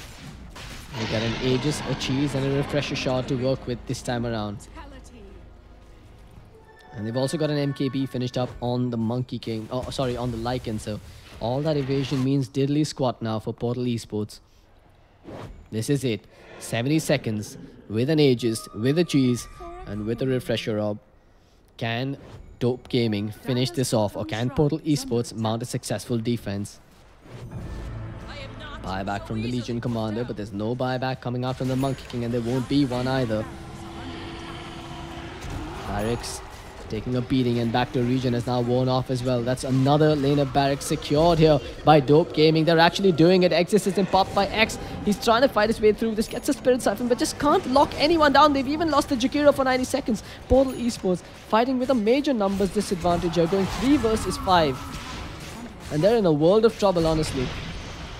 Lycan, they're trying to control him as much as possible. The Exorcism doing some work. Arrow in trouble. Does have the Blade Mail. Pops the Blade Mail. Pops the pipe, but ends up going down. New Cat in trouble. Fortification coming out here.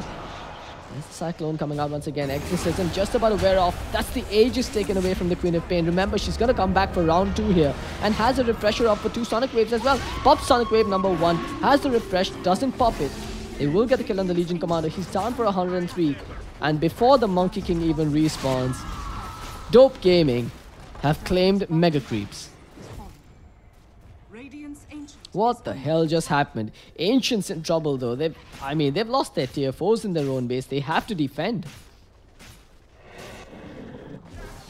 Elsewhere, Kale. He's trying to man fight his way through Dexter here, but that was a futile attempt.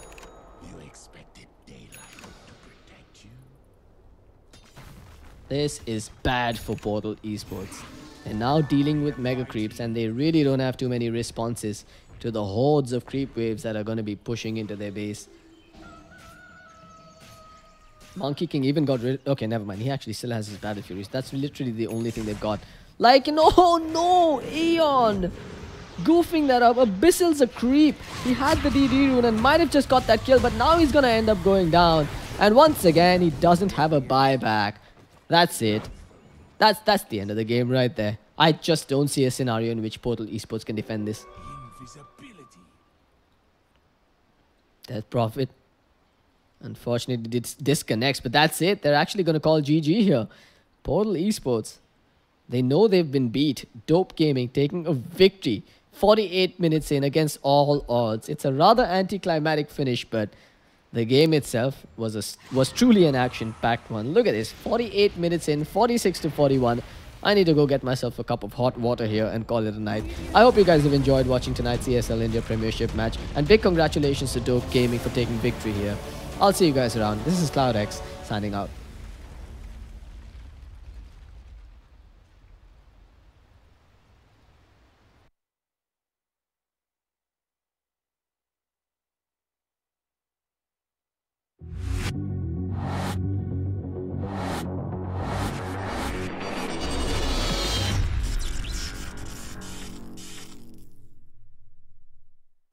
Welcome back, ladies and gentlemen, to the ESL India Premiership Summer Season Challenger Series 2018 studio segment. And Dope Gaming, ladies and gentlemen, is a clear winner. Yeah.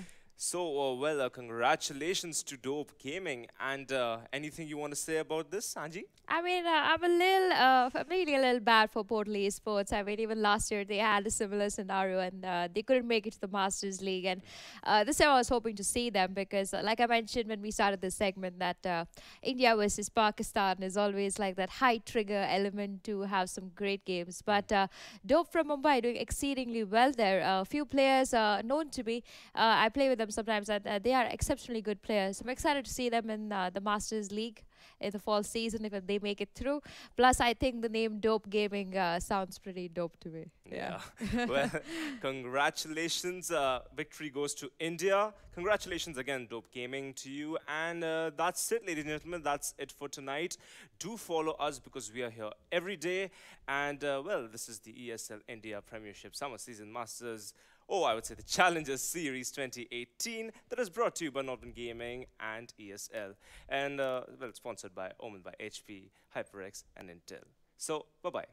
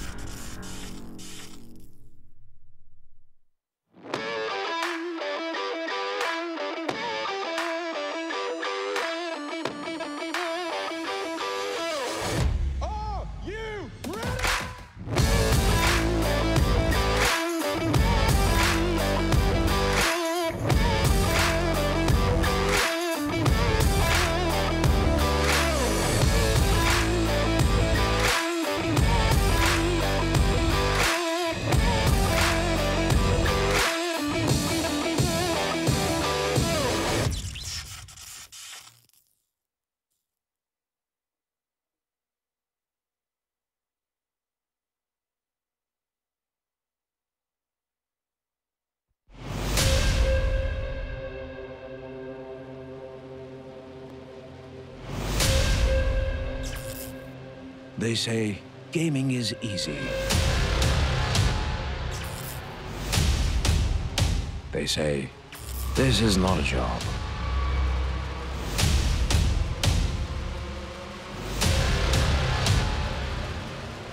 They say it's a waste of time.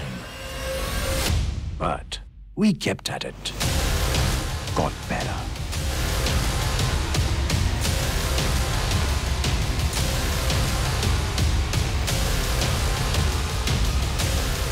We grinded, leveled up, and conquered.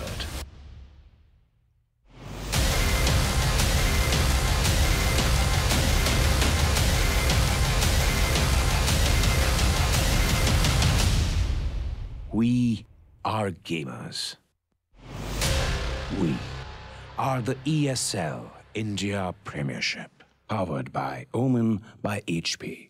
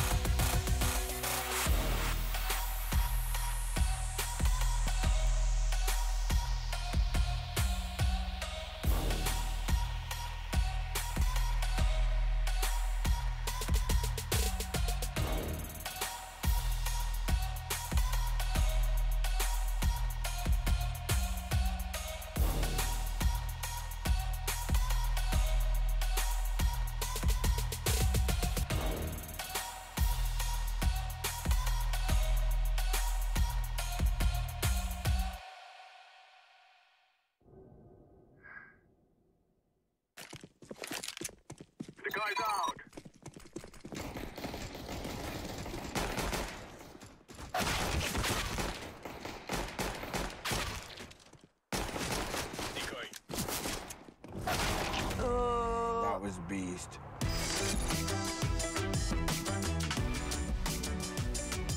Game, record, and stream without compromise on Intel Core i7.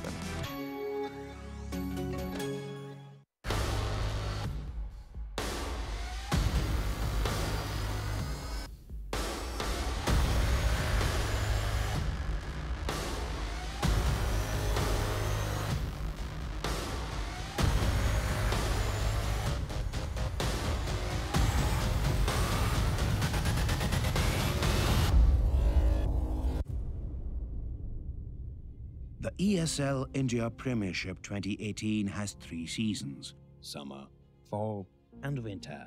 The summer season takes place from April to June, while the fall season runs from July to September. Finally, the winter season takes place